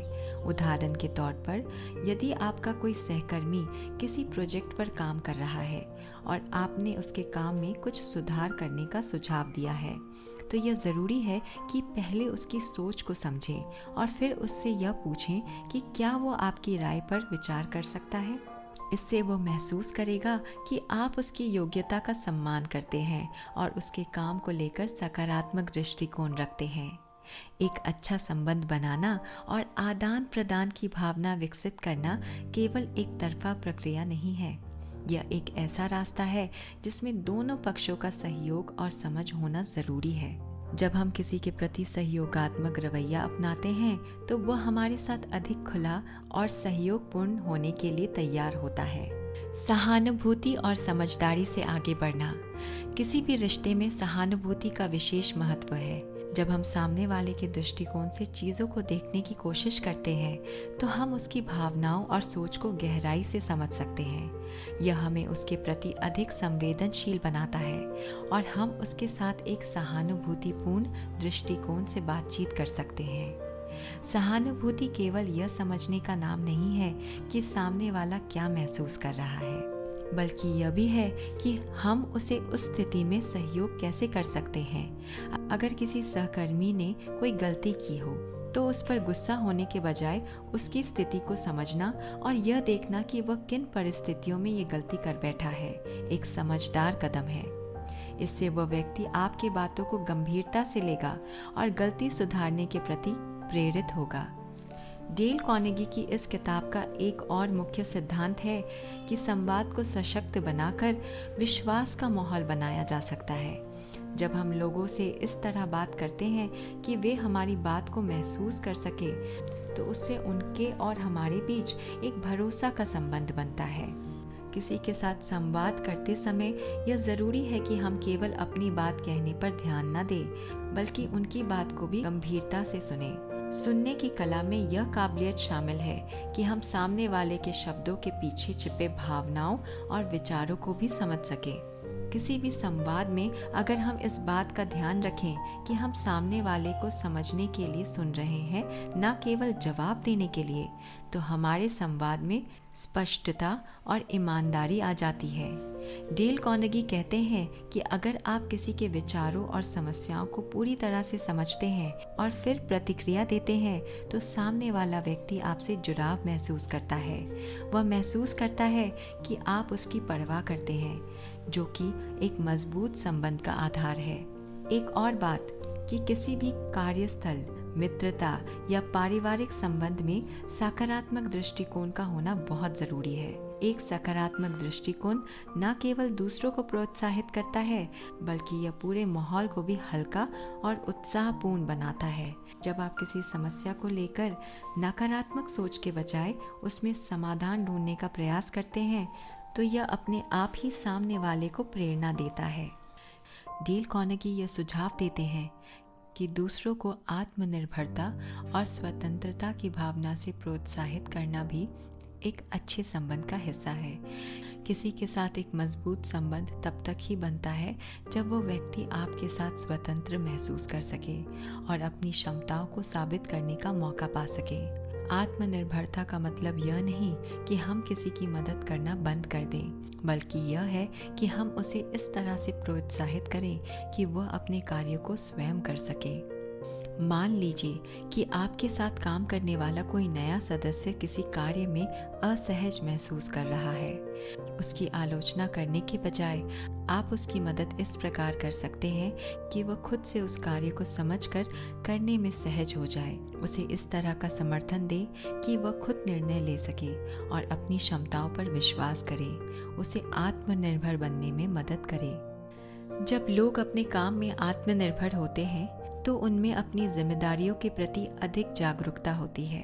वे खुद पर भरोसा महसूस करते हैं और अपने कार्यों में अधिक निपुण होते हैं। एक और महत्वपूर्ण तर्क है गलतियों को स्वीकार करने की भावना को बढ़ावा देना। दूसरों में स्वाभाविक आदान प्रदान की भावना विकसित करने का एक महत्वपूर्ण हिस्सा यह है कि हम गलतियों को स्वीकार करने की भावना को प्रोत्साहित करें। डेल कार्नेगी का मानना है कि अगर हम किसी के द्वारा की गई गलती पर कठोर प्रक्रिया देने के बजाय उसे अपनी गलती को समझने का मौका दें, तो यह उसे सुधारने के लिए प्रोत्साहित करता है। जब लोग ये महसूस करते हैं कि उनकी गलतियां कोई अंतिम नकारात्मक निर्णय नहीं, तो वे अधिक खुलकर अपनी गलतियों को स्वीकार करने और सुधारने के लिए तैयार रहते हैं। उदाहरण के लिए, अगर आपका कोई सहकर्मी किसी प्रोजेक्ट में गलती कर देता है, तो उसे डांटना या दोषी ठहराने के बजाय उसे ये समझाने का प्रयास करें कि उसकी गलती से क्या सीख मिल सकती है। इस दृष्टिकोण से न केवल वह अपनी गलती सुधारने के लिए प्रेरित होगा, बल्कि वह आगे की जिम्मेदारियों को अधिक सजगता से निभाएगा। डेल कार्नेगी के अनुसार जब लोग अपनी गलतियों को स्वीकार करने का साहस रखते हैं, तो वे अधिक सकारात्मक और आत्मनिर्भर होते हैं। उनकी सोच में बदलाव आता है और वे भविष्य में अपने कार्यों में अधिक ध्यान देने लगते हैं। विनम्रता और सहिष्णुता से संबंध को मजबूत करना। संबंध में विनम्रता और सहिष्णुता का विशेष महत्व है। जब हम किसी के साथ सहजता और विनम्रता से पेश आते हैं, तो हमारे संबंध में एक गहरी आत्मीयता आ जाती है। किसी के प्रति सहिष्णुता दिखाना यह नहीं है कि हम उसकी हर बात पर सहमत हों, बल्कि यह है कि हम उसकी विचारधारा और मतभेदों को समझें और सम्मान देने का प्रयास करें। डेल कार्नेगी के अनुसार जब हम किसी के प्रति बिना आलोचना के सहिष्णुता रखते हैं, तो वह व्यक्ति हमारे साथ और भी खुलकर बात कर सकता है। उदाहरण के लिए, अगर आपका कोई साथी किसी विषय पर आपसे अलग राय रखता है, तो उसकी राय का सम्मान करना और उसे अपनी बात कहने का अवसर देना उसके और आपके बीच के संबंध को गहरा बनाता है। सहिष्णुता से हम किसी की सोच और दृष्टिकोण को समझ पाते हैं और अपने मन के द्वार को अधिक व्यापक बना सकते हैं। इससे हमारे संबंधों में न केवल स्थायित्व आता है, बल्कि हमारा दृष्टिकोण भी अधिक पर्याप्त होता है। अपने वचनों का पालन करना। डेल कार्नेगी के अनुसार किसी भी रिश्ते की नींव भरोसे पर टिकी होती है और भरोसा को बनाए रखने का सबसे सरल तरीका है कि हम अपने वचनों का पालन करें। जब हम किसी को कुछ कहते हैं या किसी वादे का भरोसा दिलाते हैं तो वह व्यक्ति हम पर विश्वास करता है। अगर हम अपने वादों को निभाते हैं तो उसका हमारे प्रति सम्मान और विश्वास बढ़ता है, लेकिन अगर हम अपने वचनों का पालन नहीं करते तो हमारे शब्द खोखले लगने लगते हैं। इसका सीधा असर हमारे रिश्तों पर पड़ता है। उदाहरण के लिए, अगर आप अपने किसी मित्र से मिलने का वादा करते हैं तो उसे निभाना बहुत ज़रूरी होता है। अगर आप किसी कारण से अपना वादा नहीं निभा सकते तो उस व्यक्ति को पहले से ही सूचना देनी चाहिए ताकि वो आपके प्रति कोई नकारात्मक भावना न रखे। इसी तरह कार्यस्थल पर भी अगर आपने किसी सहकर्मी से कहा कि आप उसे किसी कार्य में सहायता करेंगे तो उस सहायता को ईमानदारी से पूरा करना चाहिए। यह छोटी छोटी बातें विश्वास की नींव को मजबूत बनाती है और एक दूसरे पर भरोसा करने का मौका देती है। कार्नेगी बताते हैं कि रिश्तों में विश्वास का महत्व अतुलनीय है। यदि लोग हम पर भरोसा करते हैं कि हम अपने शब्दों का पालन करेंगे तो वे भी हमारे प्रति निष्ठा रखते हैं और हमारे साथ जुड़े रहते हैं। इससे हमारे रिश्ते में एक स्थायित्व आता है और लोग हमारे साथ मिलकर सहजता और उत्साह से काम कर सकते हैं। प्रेरणा और समर्थन देना। हर इंसान अपने जीवन में कभी न कभी किसी कठिनाई से गुजरता है, चाहे वो व्यक्तिगत हो या पेशेवर। ऐसे समय में जब कोई व्यक्ति हमारे साथ होता है जो हमारा समर्थन करता है और हमें प्रेरणा देता है तो हमें लगता है कि हम अकेले नहीं हैं। जब हम दूसरों को प्रोत्साहन और प्रेरणा देते हैं तो हम उनके जीवन में सकारात्मकता का बीज बोते हैं। डेल कार्नेगी कहते हैं कि दूसरों के जीवन में प्रेरणा का स्रोत बनना एक बहुत बड़ा उपहार है। अगर किसी को महसूस होता है कि उसके संघर्ष में कोई उसका साथ दे रहा है तो उसकी कठिनाइयाँ उसे उतनी कठिन नहीं लगती। उदाहरण के लिए, अगर आपका कोई सहकर्मी किसी प्रोजेक्ट को लेकर हतोत्साहित है तो उसके प्रयासों को सराहना करना और उसे याद दिलाना कि वह सक्षम है उसे आगे बढ़ने का हौसला देगा। यह न केवल उसे उसके काम में प्रगति के लिए प्रेरित करेगा बल्कि आपके प्रति उसके मन में एक गहरा सम्मान भी पैदा करेगा। जब हम दूसरों की कठिनाइयों को समझकर उन्हें सहारा देते हैं तो हम उनके लिए एक ऐसा वातावरण बनाते हैं जिसमें वो अपनी सीमाओं को पार कर सकते हैं। प्रेरणा देना एक ऐसी कला है जो किसी के मन में आत्मविश्वास भर सकती है। इसके साथ ही हमारे और उनके बीच का बंधन और भी प्रगाढ़ होता है, जो एक सशक्त आदान प्रदान की भावना को जन्म देता है। निष्कपटता और ईमानदारी का महत्व। किसी भी रिश्ते में निष्कपटता और ईमानदारी का विशेष स्थान होता है। जब हम ईमानदारी के साथ किसी के सामने अपनी बात रखते हैं और अपने विचारों को बिना किसी छल के अभिव्यक्त करते हैं तो सामने वाला हमारी बातों पर विश्वास करता है। डेल कार्नेगी के अनुसार एक सफल संबंध में ईमानदारी और पारदर्शिता होना बहुत आवश्यक है। यह वह तत्व है जो किसी भी संबंध में स्थायित्व और सुरक्षा की भावना को जन्म देता है। जब हम बिना किसी बनावट के अपने विचार साझा करते हैं तो सामने वाला हमारे इरादों को समझ पाता है। अगर हम अपने रिश्तों में ईमानदारी नहीं रखते तो धीरे धीरे एक अविश्वास का माहौल बनने लगता है। उदाहरण के लिए, यदि आप अपने मित्र से एक विषय पर सहमत नहीं हैं, तो उसे ईमानदारी से बताना बेहतर होता है, बजाय इसके कि आप उसके सामने सहमत होने का दिखावा करें। यह आपके रिश्ते को मजबूत बनाता है क्योंकि सामने वाले को पता होता है कि आप अपने शब्दों में ईमानदार हैं। ईमानदारी से बात करना कभी कभी कठिन हो सकता है, लेकिन यह दीर्घकालिक संबंधों की नींव को मजबूत करता है। लोगों को अपने विचार, भावनाएं और मतभेद व्यक्त करने का साहस होना चाहिए, जिससे एक खुलापन और वास्तविकता का माहौल बनता है। ऐसे माहौल में लोग बिना किसी डर से एक दूसरे से संवाद कर सकते हैं, जो एक स्वस्थ और सकारात्मक आदान प्रदान का आधार है। दूसरों के आत्मसम्मान को महत्व देना। डेल कार्नेगी का एक और महत्वपूर्ण सिद्धांत है कि दूसरों के आत्मसम्मान को महत्व देना बहुत ज़रूरी है। हर व्यक्ति अपने आप में विशेष होता है और उसे अपने आत्मसम्मान की चिंता होती है। यदि हम किसी को नीचा दिखाने की कोशिश करते हैं तो वो हमारे प्रति नकारात्मक भाव रख सकता है। इसके विपरीत जब हम किसी के आत्मसम्मान का ध्यान रखते हैं और उसके सामने उसकी खूबियों को प्रस्तुत करते हैं तो वह व्यक्ति हमारे प्रति आदर और स्नेह की भावना रखता है। उदाहरण के लिए, अगर कोई मित्र आपके साथ किसी विषय पर असहमति रखता है तो उसे सीधे गलत साबित करने के बजाय उसकी राय को महत्व देना और उसे सुनना उसके आत्मसम्मान को बढ़ावा देता है। ऐसा करने से वह महसूस करता है कि उसकी राय की भी उतनी ही कद्र की जाती है। यह उसके आत्मसम्मान को ठेस पहुंचाए बिना उसे आपकी बातों को समझने का अवसर देता है। जब हम किसी के आत्मसम्मान को समझते हैं और उसका ध्यान रखते हैं तो वह व्यक्ति हमारे साथ सहजता से संवाद कर सकता है। इससे दोनों के बीच एक स्वस्थ और सकारात्मक संवाद की भावना विकसित होती है, जिससे दोनों को अपने विचार और भावनाएं व्यक्त करने का अवसर मिलता है। एक दूसरे से सीखने की भावना विकसित करना।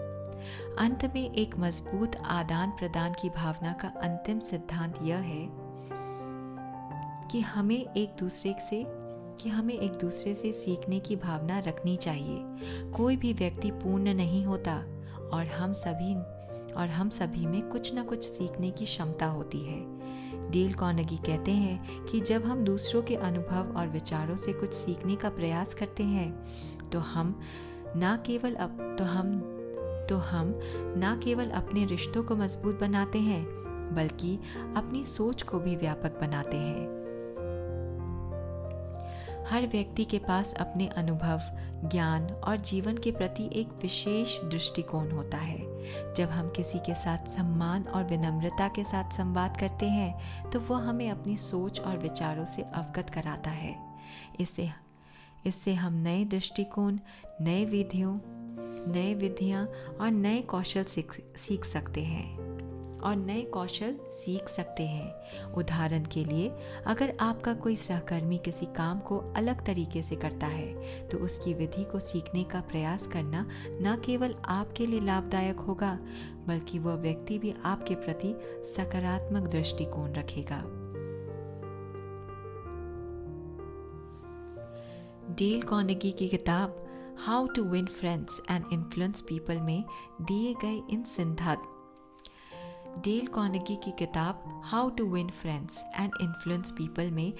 गए इन सिद्धांतों को अपनाकर हम अपने संबंधों में स्वाभाविक आदान प्रदान की भावना को विकसित कर सकते हैं।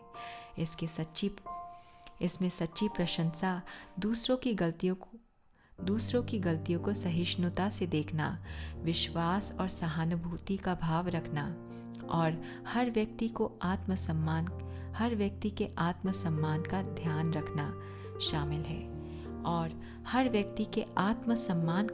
रखना शामिल है।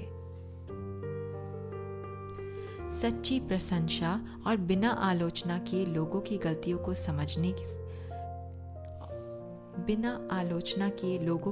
को समझने से लेकर सशक्त संवाद, सहिष्णुता, ईमानदारी और आत्मसम्मान का महत्व देने तक यह सभी सिद्धांत हमें अपने रिश्तों को बेहतर बनाने में मदद करते हैं। इसके अलावा जब हम दूसरों के विचारों और दृष्टिकोण से सीखने के लिए खुले होते हैं तो हम अपने व्यक्तित्व को और अधिक समृद्ध बना सकते हैं।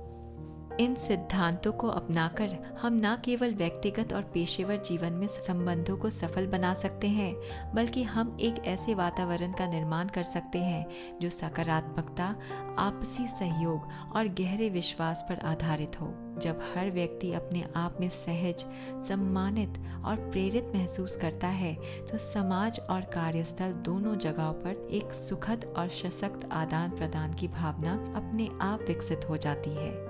ये केवल संबंधों की बात नहीं है बल्कि एक समाज में एकता, सद्भावना और आपसी समझ को बढ़ावा देने का भी एक सार्थक प्रयास है। नेतृत्व के गुणों पर बात करते समय हम एक ऐसे मार्गदर्शक की ओर देखते हैं जो न केवल टीम को दिशा देता है बल्कि उसे प्रेरित भी करता है। प्रभावशाली नेतृत्व का उद्देश्य यह नहीं होता कि केवल निर्देश देकर काम करवाया जाए, बल्कि यह होता है कि लोग खुद अपने आप भीतर से प्रेरित होकर अपने सर्वोत्तम प्रदर्शन को हासिल करें। डेल कार्नेगी की किताब how to win friends and influence people इस संदर्भ में अत्यंत महत्वपूर्ण शिक्षाएं देती है, जो हमें सिखाती है कि कैसे दूसरों को अपने साथ जोड़कर सहयोग और समझ के साथ अपनी टीम को उत्कृष्टता की ओर प्रेरित किया जा सकता है। आइए इन पर भी एक नज़र डालते हैं। प्रेरणादायक नेतृत्व की भूमिका। प्रेरणादायक नेतृत्व में सबसे अहम यह होता है कि एक नेता अपने साथियों के अंदर खुद पर विश्वास जगाए, वह उनके सपनों और उद्देश्यों के प्रति संवेदनशील हो और यह दिखाए कि उनके योगदान की कितनी अहमियत है। जब लोग इसे समझते हैं कि उनके कार्य का सीधा असर टीम की सफलता पर पड़ता है, तो वे खुद ब खुद प्रेरित होते हैं। कार्नेगी का यह संदेश है कि लोगों के साथ सहानुभूति रखना और उनके नज़रिए को समझना एक नेता का सबसे महत्वपूर्ण गुण है। एक सच्चा नेता दूसरों को यह एहसास कराता है कि वे केवल कार्यकर्ता नहीं हैं, बल्कि वे भी इस यात्रा के महत्वपूर्ण सदस्य हैं।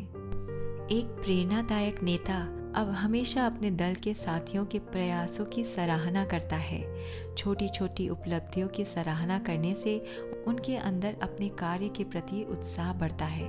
यह सराहना दिखावा के लिए नहीं होता, बल्कि उनमें सच्चाई होनी चाहिए। जैसे अगर कोई कर्मचारी एक छोटा सा काम भी अच्छे से करता है, तो नेता उसकी ईमानदारी और मेहनत को महत्व देता है। इसके लिए कार्नेगी ने समझाया कि हर व्यक्ति के दिल में एक महत्व की चाह होती है। वह चाहता है कि उसे उसके काम के लिए पहचाना जाए और सराहा जाए। जब एक नेता इस भावना को समझता है, तो वह अपने साथियों को प्रेरित कर पाने में अधिक सक्षम होता है। आदेश देने की बजाय सुझाव देना। अच्छा नेतृत्व सिर्फ निर्देश देने में विश्वास नहीं करता। अगर आप हमेशा दूसरों को बताते रहेंगे कि क्या करना है, तो इससे उनकी अपनी सोचने की क्षमता और आत्मविश्वास कम हो सकता है। उससे बेहतर तरीका यह है कि आप अपने विचार और समाधान सुझाव के रूप में प्रस्तुत करें। इससे दूसरों को लगता है कि वे भी किसी निर्णय प्रक्रिया का हिस्सा हैं। जब हम किसी के साथ सुझाव के रूप में अपनी राय रखते हैं, तो वे उस सुझाव को अपनाने के प्रति अधिक खुला होता है, क्योंकि इसमें उसके खुद के विचारों का भी सम्मान झलकता है। यह तरीका किसी भी व्यक्ति को सम्मान देने जैसा है और उसे यह महसूस कराता है कि वह भी टीम में एक महत्वपूर्ण योगदान दे सकता है। कार्नेगी ने बताया कि दूसरों को आदेश देने से पहले हमें यह समझना चाहिए कि हर व्यक्ति को अपनी स्वतंत्रता पसंद होती है। अगर हम उन्हें सुझाव दें, तो वे उस विचार को अपनाने में अपनी खुशी महसूस करते हैं। उदाहरण के तौर पर, अगर किसी टीम के सदस्य को कोई भी काम सौंपना हो, तो आप सीधे आदेश देने के बजाय इस तरह से बात कर सकते हैं, मुझे लगता है कि अगर हम इस दिशा में काम करेंगे तो यह बेहतर होगा। आप इस बारे में क्या सोचते हैं?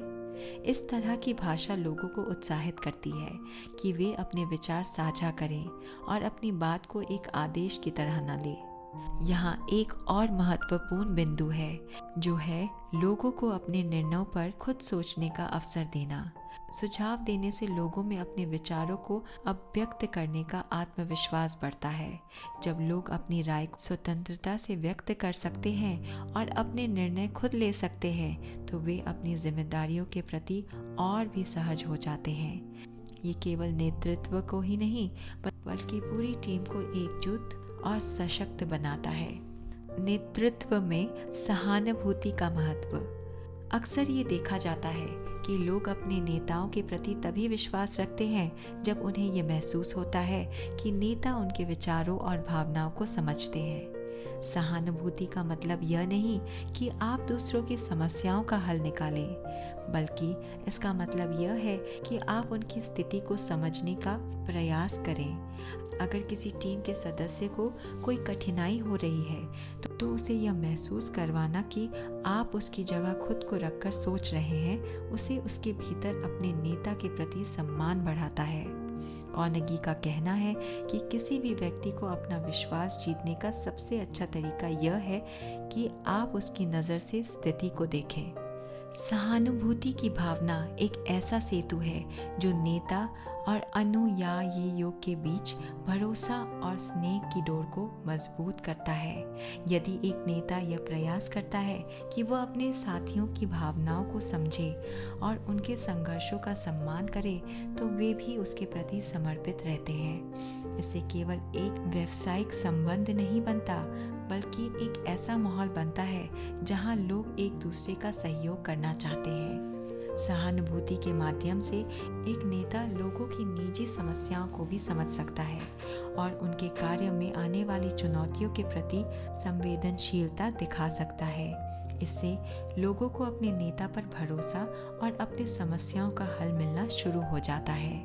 नेतृत्व में सकारात्मक दृष्टिकोण का प्रभाव। प्रेरणादायक नेतृत्व का एक और महत्वपूर्ण गुण है सकारात्मक दृष्टिकोण। सकारात्मक सोच से न केवल व्यक्ति का आत्मबल बढ़ता है, बल्कि वह अपने आसपास के लोगों को भी उत्साहित करता है। एक अच्छा नेता कभी अपने साथी को निराशा में नहीं छोड़ता, बल्कि उसे प्रेरित करता है कि वह अपने कार्य में बेहतर कर सकता है। कार्नेगी ने इस बात पर जोर दिया है कि नकारात्मक आलोचना से किसी के अंदर सुधार नहीं आता, बल्कि यह केवल तनाव और दूरी को जन्म देता है। यदि हमें किसी का मार्गदर्शन करना है, तो हमें उसके सकारात्मक पहलू पर ध्यान केंद्रित करना चाहिए। किसी भी गलती पर सीधा आलोचना करने के बजाय अगर आप सकारात्मक तरीके से उसका समाधान सुझाएं, तो वह व्यक्ति स्वयं उस गलती को सुधारने के लिए प्रेरित होता है। जैसे अगर किसी ने कोई गलती की है, तो यह कहना कि मुझे लगता है कि आप इस तरह से करेंगे तो यह और बेहतर हो जाएगा, नकारात्मकता से भरे आलोचना की तुलना में अधिक प्रभावी होता है। सकारात्मक दृष्टिकोण से लोग खुद को ज्यादा सशक्त महसूस करते हैं और अपनी कमियों को बिना किसी भय से सुधारने की कोशिश करते हैं। इस तरह से नेतृत्व के गुणों का विकास करना एक सतत प्रक्रिया है। नेतृत्व में सकारात्मक दृष्टिकोण की महानता केवल प्रेरणा देने तक सीमित नहीं है, बल्कि यह टीम के समग्र वातावरण को भी प्रभावित करती है।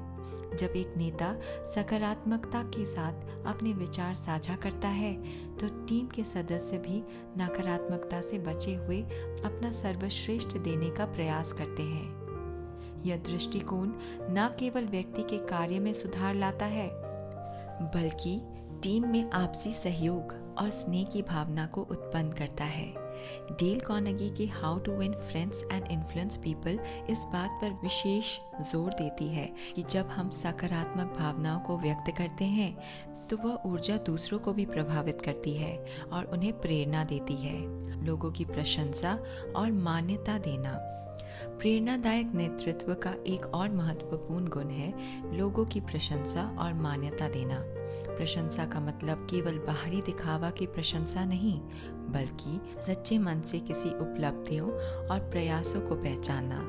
जब एक नेता अपनी टीम के सदस्य के कार्यों की सराहना करता है, तो इससे उन्हें अपने कार्य के प्रति अधिक जिम्मेदारी का एहसास होता है।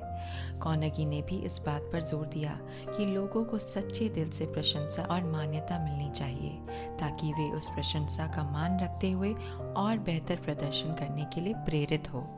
मानव स्वभाव यह है कि हर व्यक्ति चाहता है कि उसकी पहचान हो और उसे उसकी मेहनत के लिए सराहा जाए।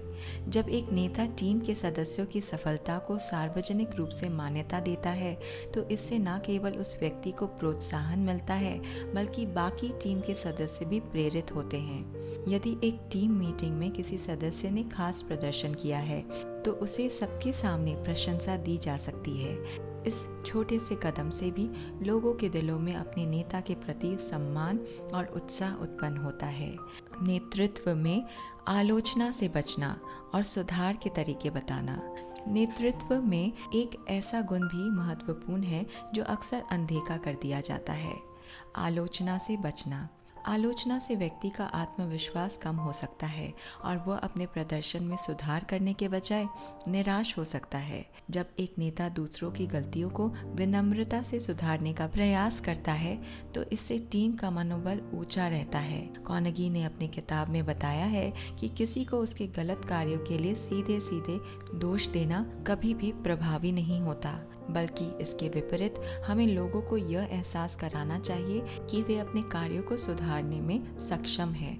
उदाहरण के लिए, अगर किसी ने कोई गलती की है तो सीधा आलोचना करने के बजाय आप इस तरह से बात कर सकते हैं कि मुझे लगता है कि अगर आप इस तरीके से करते तो यह और बेहतर होता। इस प्रकार की भाषा उस व्यक्ति को आलोचना का शिकार महसूस नहीं कराती, बल्कि उसे यह विश्वास दिलाती है कि वह गलती को सुधारने में सक्षम है।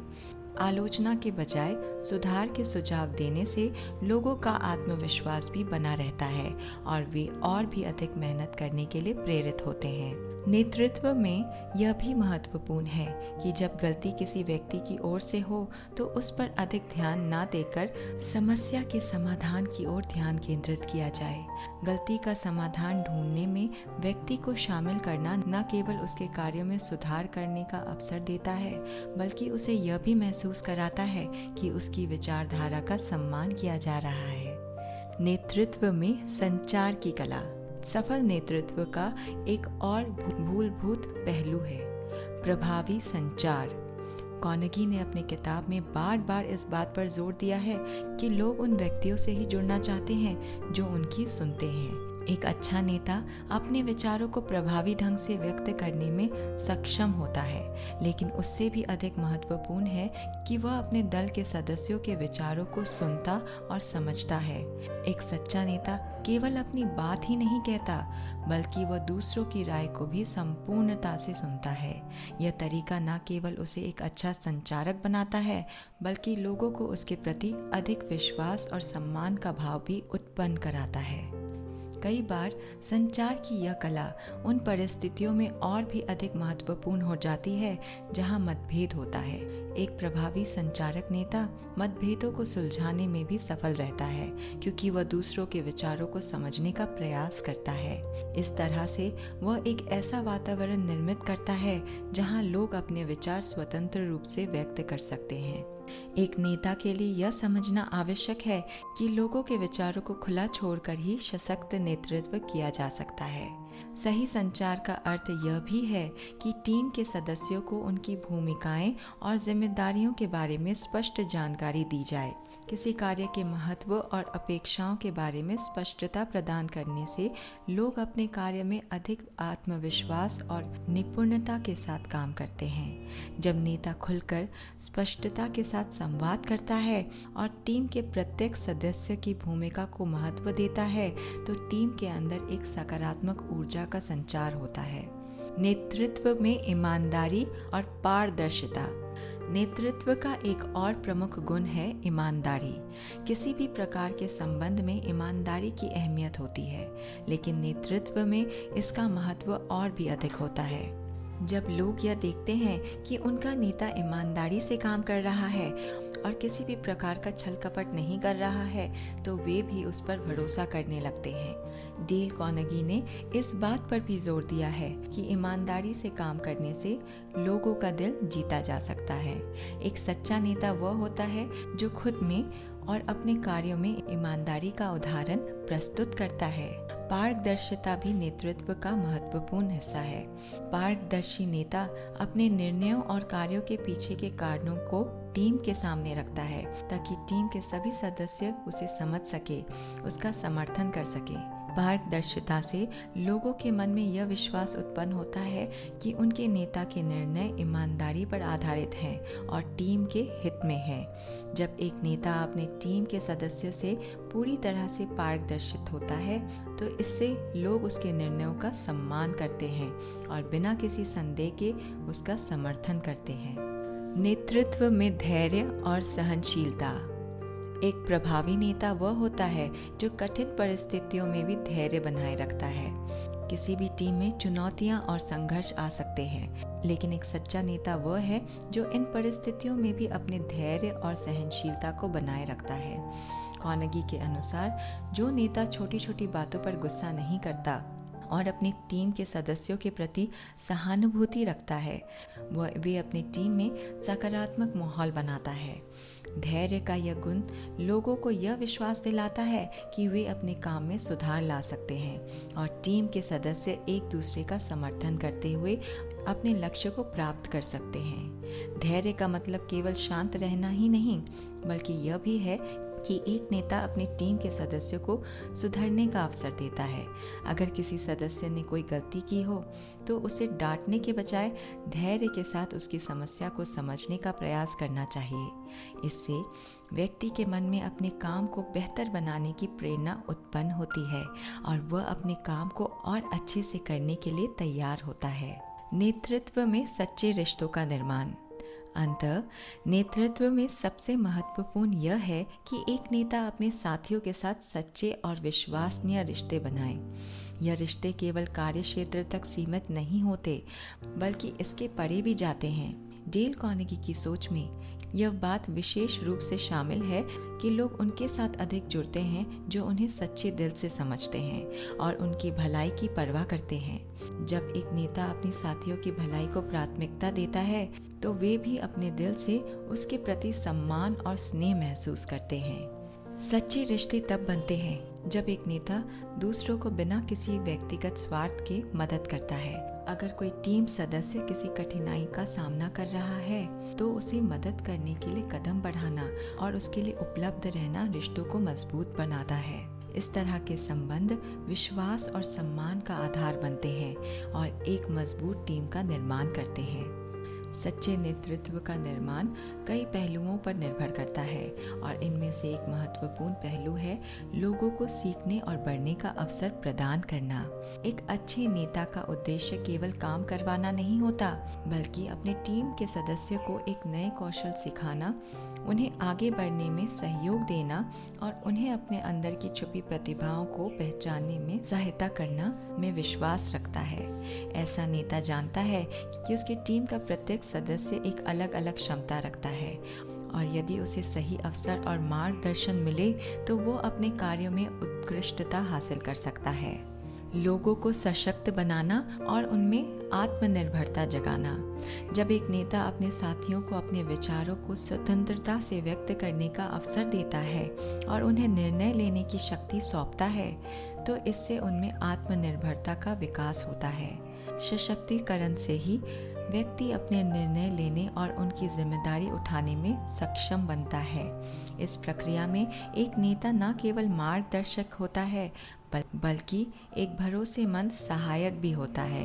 सशक्तिकरण का अर्थ केवल यह नहीं कि व्यक्ति को हर काम खुद करने दिया जाए, बल्कि उसे इस प्रक्रिया में साथ देना है ताकि वह खुद अपनी क्षमता को समझ सके और आत्मनिर्भर बन सके। ऐसे लीडर जो अपने साथियों को हर छोटी छोटी समस्या के लिए खुद पर निर्भर बनाते हैं, वे टीम में एक ऐसी संस्कृति को बढ़ावा नहीं देते जिसमें लोग अपने निर्णय खुद ले सके। इसके विपरीत जो नेता अपने साथियों को नई चुनौतियों से निपटने के लिए स्वतंत्रता देते हैं, वे उन्हें एक मजबूत और आत्मनिर्भर व्यक्तित्व बनाने में योगदान देते हैं। आत्मनिर्भरता और सशक्तिकरण से टीम में अधिक निडरता और आत्मविश्वास का संचार होता है, जो टीम की समग्र सफलता में सहायक होता है। टीम में विश्वास का निर्माण। नेतृत्व का और महत्वपूर्ण पहलू है टीम में विश्वास का निर्माण करना। जब एक नेता अपने साथियों पर पूरा भरोसा करता है और उन्हें यह एहसास कराता है कि वह उन पर विश्वास करता है, तो यह विश्वास पूरे टीम में फैलता है। विश्वास एक ऐसा आधार है जो टीम को मजबूती से जोड़ता है और उसे किसी भी चुनौती का सामना करने के लिए सक्षम बनाता है। एक नेता का यह कार्य होता है कि वह खुलकर अपनी टीम के साथ संवाद करे और ईमानदारी से अपनी बात रखे। जब नेता अपनी टीम के सामने अपने निर्णय और इरादों को बिना किसी हिचकिचाहट के प्रस्तुत करता है, तो इससे टीम के सदस्य को यह विश्वास होता है कि उनके नेता का सभी निर्णय उनके भले के लिए है। एक सच्चा नेता अपनी टीम को समय समय पर यह याद दिलाता है कि किसी भी चुनौती का सामना एकजुट होकर ही किया जा सकता है। वह अपनी टीम के साथ ईमानदारी और स्पष्टता से व्यवहार करता है और किसी भी संदेह का हल करने में उनका समर्थन करता है। इससे टीम के सदस्यों में भी भावना उत्पन्न होती है कि वे एक विश्वसनीय और सुरक्षित वातावरण में काम कर रहे हैं। प्रेरणादायक उद्देश्यों का निर्माण और संप्रेषण सकारात्मक नेतृत्व का एक अन्य पहलू है। एक बड़े प्रेरणादायक उद्देश्य का निर्माण करना और उसे टीम के सभी सदस्य तक पहुंचाना। एक सच्चा नेता हमेशा अपने साथियों को एक ऐसे उद्देश्य के प्रति प्रेरित करता है जो व्यक्तिगत लाभ से परे हो और सभी के हित में हो। यह एक ऐसी दृष्टि है जो टीम के हर सदस्य को एक दिशा में काम करने के लिए प्रेरित करती है। जब एक नेता अपनी टीम को यह एहसास कराता है कि उनका कार्य केवल अपने व्यक्तिगत लक्ष्यों को पूरा करने के लिए नहीं है, बल्कि उससे समाज में एक सकारात्मक बदलाव ला सकता है, तो इससे टीम का आत्मबल और बढ़ता है।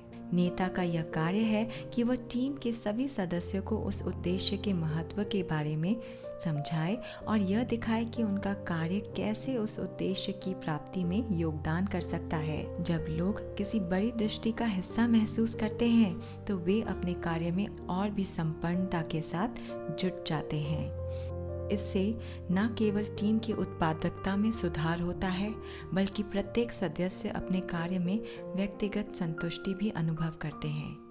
लचीलेपन और अनुकूलन की क्षमता का विकास। नेतृत्व का एक और अनिवार्य गुण है लचीलापन। एक प्रभावी नेता अपनी टीम के साथ लचीले ढंग से काम करता है और नई परिस्थितियों में सहजता से अनुकूलन करता है। आज के समय में परिवर्तन बहुत तेजी से हो रहा है और एक सच्चा नेता अपनी टीम को इन परिवर्तनों के प्रति तैयार करता है। एक नेता को हमेशा तैयार रहना चाहिए कि किसी भी समय परिस्थितियां बदल सकती है। ऐसे में उसे अपनी टीम के साथ अनुकूलन की क्षमता को विकसित करना होगा। लचीलेपन का अर्थ यह भी है कि एक नेता अपने दृष्टिकोण को केवल एक दिशा में सीमित नहीं रखता, बल्कि वो विभिन्न विचारों का स्वागत करता है और टीम के सदस्यों के विचारों को भी महत्व देता है। इससे टीम में एक सकारात्मक और उदार वातावरण बनता है, जहां लोग बिना किसी संकोच के अपने नए विचार साझा कर सकते हैं। लचीलेपन से ही एक नेता एक ऐसा वातावरण निर्माण करता है जहां प्रत्येक सदस्य को अपने संभावनाओं को पूरी तरह से उपयोग करने का अवसर मिलता है। नेतृत्व में परामर्श और सहयोग की संस्कृति। एक अच्छे नेता की पहचान इस बात से होती है कि वह अपने साथियों के साथ परामर्श करने का निर्णय लेता है। निर्णय प्रक्रिया में हर व्यक्ति को शामिल करना, उसे महसूस कराना कि उसके विचारों को महत्व दिया जा रहा है। परामर्श के जरिए एक नेता निर्णयों में सुधार ला सकता है और साथ ही यह भी सुनिश्चित कर सकता है कि उसकी टीम उसके निर्णय का समर्थन कर रही है। परामर्श और सहयोग की यह संस्कृति किसी भी टीम के लिए एक महत्वपूर्ण शक्ति होती है। जब एक नेता परामर्श और सहयोग के साथ काम करता है तो टीम के सदस्यों में आपसी समझ और सहयोग की भावना उत्पन्न होती है।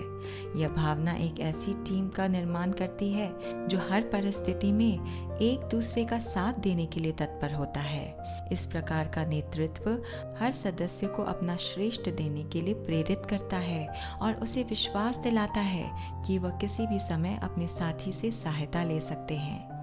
आत्मनिर्णय और स्वतंत्रता को प्रोत्साहित करना। अक्सर ये देखा गया है कि जब लोगों को निर्णय लेने की स्वतंत्रता दी जाती है तो वे अधिक जिम्मेदार और आत्मविश्वासी बनते हैं। एक अच्छा नेता का यह प्रयास होता है कि वह अपनी टीम को आत्मनिर्णय लेने की स्वतंत्रता दे। इससे टीम के सदस्य अधिक आत्मविश्वास महसूस करते हैं और अपने कार्य को बेहतर ढंग से अंजाम देते हैं। आत्मनिर्णय का यह अधिकार उन्हें अपनी पूरी क्षमता को उपयोग करने के लिए प्रोत्साहित करता है और वो खुद को टीम के महत्वपूर्ण अंग के रूप में देखने लगते हैं। नेतृत्व का यह गुण टीम के सभी सदस्यों में एक नई सोच और दृष्टिकोण उत्पन्न करता है। यह उन्हें सिखाता है कि हर परिस्थिति का सामना करने के लिए वे खुद सक्षम हैं और उन्हें किसी भी निर्णय के लिए हमेशा दूसरों पर निर्भर रहने की आवश्यकता नहीं है। इससे लोगों में अपनी क्षमताओं के प्रति विश्वास बढ़ता है और वो नए विचारों और तरीकों को अपनाने के लिए तत्पर रहते हैं। संवेदनशीलता और आत्म जागरूकता। अच्छा नेतृत्व केवल दूसरों को समझने और प्रेरित करने में नहीं है, बल्कि अपने स्वयं की संवेदनशीलता और आत्म जागरूकता को पहचानने में भी है। एक अच्छा नेता हमेशा यह जानता है कि उसकी अपनी भावनाएं और दृष्टिकोण उनके नेतृत्व को कैसे प्रभावित कर सकती है। आत्म जागरूकता से वह अपनी गलतियों को पहचानना और उन पर सुधार लाने का प्रयास करता है। इस प्रकार का नेता हमेशा अपने मन में यह सोच रखता है कि वह भी एक मानव है और वह अपनी टीम के समक्ष अपनी कमजोरियों को छिपाने के बजाय उन्हें स्वीकारता है। जब एक नेता अपनी गलतियों को खुले मन से स्वीकारते हैं तो इससे टीम में एक सकारात्मक उदाहरण प्रस्तुत होता है। टीम के अन्य सदस्य भी अपनी कमजोरियों और गलतियों को सुधारने के लिए प्रेरित होते हैं। एक सच्चा नेता अपनी आत्म जागरूकता से ही समझता है कि वह केवल अपने साथियों के लिए एक मार्गदर्शक नहीं, बल्कि एक सच्चा साथी भी है जो उनके साथ अपने अनुभव साझा करने में विश्वास रखता है। नेतृत्व की निरंतरता और परिपक्वता।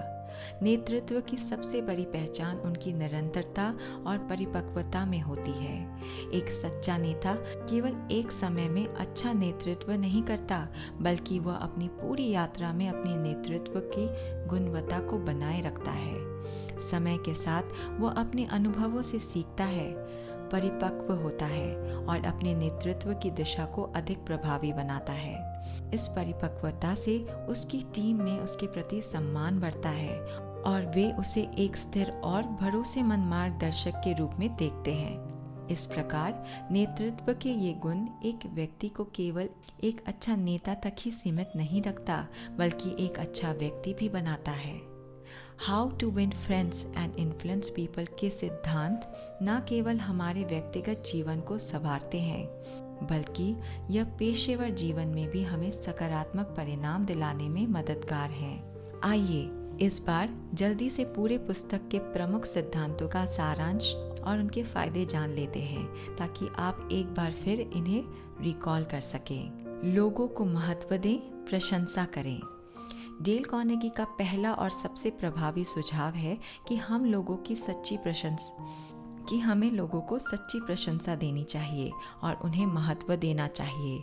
इसमें दिखावे की प्रशंसा नहीं, बल्कि सच्ची और दिल से की गई प्रशंसा होनी चाहिए।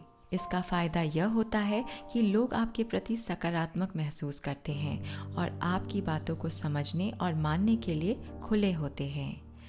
आलोचना से बचें और लोगों की गलतियों को समझें।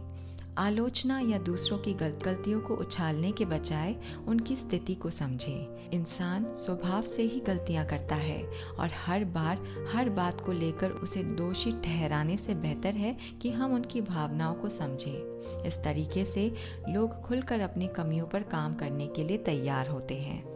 दूसरों की भावनाओं को समझना और सुनना। डेल कार्नेगी यह भी बताते हैं कि लोगों को महसूस होना चाहिए कि उनकी बात सुनी जा रही है और समझी जा रही है। इससे उन्हें लगता है कि वे महत्वपूर्ण हैं। जब आप दूसरों की बात ध्यान से सुनते हैं तो वे आपको सम्मान देते हैं और आपके साथ सहज महसूस करते हैं। बातचीत को उनके दृष्टिकोण से देखें। बातचीत में केवल अपनी ही बात ना करें, बल्कि दूसरों के दृष्टिकोण से सोचने का प्रयास करें। लोगों को उनके नज़रिए से समझें। लोगों को उनके नज़रिए से समझना न केवल विवादों को हल करने में सहायक होते हैं, बल्कि वह एक मजबूत और लंबे समय तक चलने वाला संबंध का आधार भी बनते हैं। मुस्कुराहट और सकारात्मकता का महत्व। मुस्कुराहट आपके संबंधों में एक सकारात्मकता लाती है। जब आप किसी से मुस्कुराते हुए मिलते हैं तो सामने वाला आपके प्रति सहज महसूस करता है। यह एक सरल लेकिन प्रभावशाली तरीका है जिससे आप किसी भी व्यक्ति के दिल में अपनी जगह बना सकते हैं। अच्छा श्रोता बने और प्रोत्साहन दे। अच्छे श्रोता बनना खुद को महत्व देने से ज़्यादा सामने वाले को महत्व देना जैसा है। जब आप सामने वाले की बात ध्यान से सुनते हैं और सही जगह पर उसकी तारीफ करते हैं तो सामने वाला आपको एक सहयोगी के रूप में देखता है। यह एक ऐसा तरीका है जिससे आप अपने व्यक्तित्व में एक नई बात जोड़ सकते हैं। दूसरों को प्रेरित करना और उन्हें जिम्मेदारी दें। किसी को प्रेरित करने और जिम्मेदारी देने का अर्थ है उन्हें भरोसेमंद बनाना। जब आप किसी व्यक्ति को विश्वास दिलाते हैं कि आप उनकी क्षमता को मानते हैं तो वह व्यक्ति अपने आप को साबित करने के लिए प्रेरित होता है। बातचीत को सौम्यता से निपटाएं। डेल कार्नेगी का कहना है कि जो बात एक सौम्य तरीके से कही जाती है वो कठोर शब्दों में कही गई बात से ज़्यादा असर करती है। जब आप किसी समस्या का समाधान समझदारी और धैर्य से करते हैं तो लोग आपके साथ और भी अच्छे से जुड़ते हैं। अब इनके फायदे भी देखते हैं। बेहतर रिश्ते। यह पुस्तक उन आदर्शों को सिखाती है जिससे आप अपने निजी और पेशेवर रिश्तों को सुधार सकते हैं। यह हमें यह सिखाती है कि कैसे हम दूसरों के साथ मिलजुल कर काम कर सकते हैं और उनके दिल में अपनी जगह बना सकते हैं। स्वाभाविक और स्थायी प्रभाव। जब आप बिना किसी दबाव के लोगों को प्रभावित करते हैं तो यह प्रभाव स्थायी होता है। यह किताब सिखाती है कि कैसे हम अपनी बात को दूसरों तक पहुंचाएं ताकि लोग स्वाभाविक रूप से हमारी बात को स्वीकार करें। बेहतर संवाद कौशल। डेल कार्नेगी की इस पुस्तक को पढ़ने के बाद आप अपने संवाद कौशल और बेहतर कर सकते हैं। संवाद का यह तरीका आपको हर प्रकार की बातचीत में लाभ दिलाता है, चाहे वो पारिवारिक हो, दोस्तों में हो या कार्यस्थल पर हो। करियर में उन्नति। पेशेवर जीवन में यह सिद्धांत आपकी छवि को सकारात्मक रूप से बदल सकता है। ये सिद्धांत आपको एक बेहतरीन टीम लीडर, एक भरोसेमंद सहयोगी और एक समझदार निर्णयकर्ता बना सकता है जो अपने करियर की प्रगति में अहम भूमिका निभाता है। यह पुस्तक न केवल हमें यह सिखाती है कि दूसरों को कैसे प्रभावित करें, बल्कि यह भी सिखाती है कि दूसरों के प्रति हमारे दृष्टिकोण को कैसे संवेदनशील और सहयोगी बनाएं। व्यक्तिगत और पेशेवर जीवन में इन सिद्धांतों का सही उपयोग करने के लिए निम्नलिखित सुझावों का पालन करें। प्रत्येक दिन एक सिद्धांत का अभ्यास करें। हर दिन एक एक सिद्धांतों को अपने दैनिक जीवन में अपनाएं। उदाहरण के लिए, एक दिन आप किसी की तारीफ करें, अगले दिन आलोचना से बचें। फिर अगले दिन किसी की बात को ध्यान से सुनें। इस तरह से आप धीरे धीरे सभी सिद्धांतों को अपने जीवन का हिस्सा बना सकते हैं। लोगों के साथ जुड़ने के अवसर को खोजें, चाहे कार्यस्थल हो या सामाजिक समारोह। जहाँ भी आप दूसरों के साथ संवाद कर रहे हो, इन सिद्धांतों को आजमाएं। यह आपके संबंधों को मजबूत करने का एक उत्कृष्ट तरीका हो सकता है। हर संवाद को सकारात्मकता के साथ भरें। जब भी आप किसी के साथ संवाद करते हैं, अपने शब्दों में सौम्यता और सकारात्मकता का संचार करें। इससे सामने वाला व्यक्ति न केवल आपकी बात को समझेगा, बल्कि आपके साथ जुड़ाव भी महसूस करेगा। खुद में बदलाव को महसूस करें।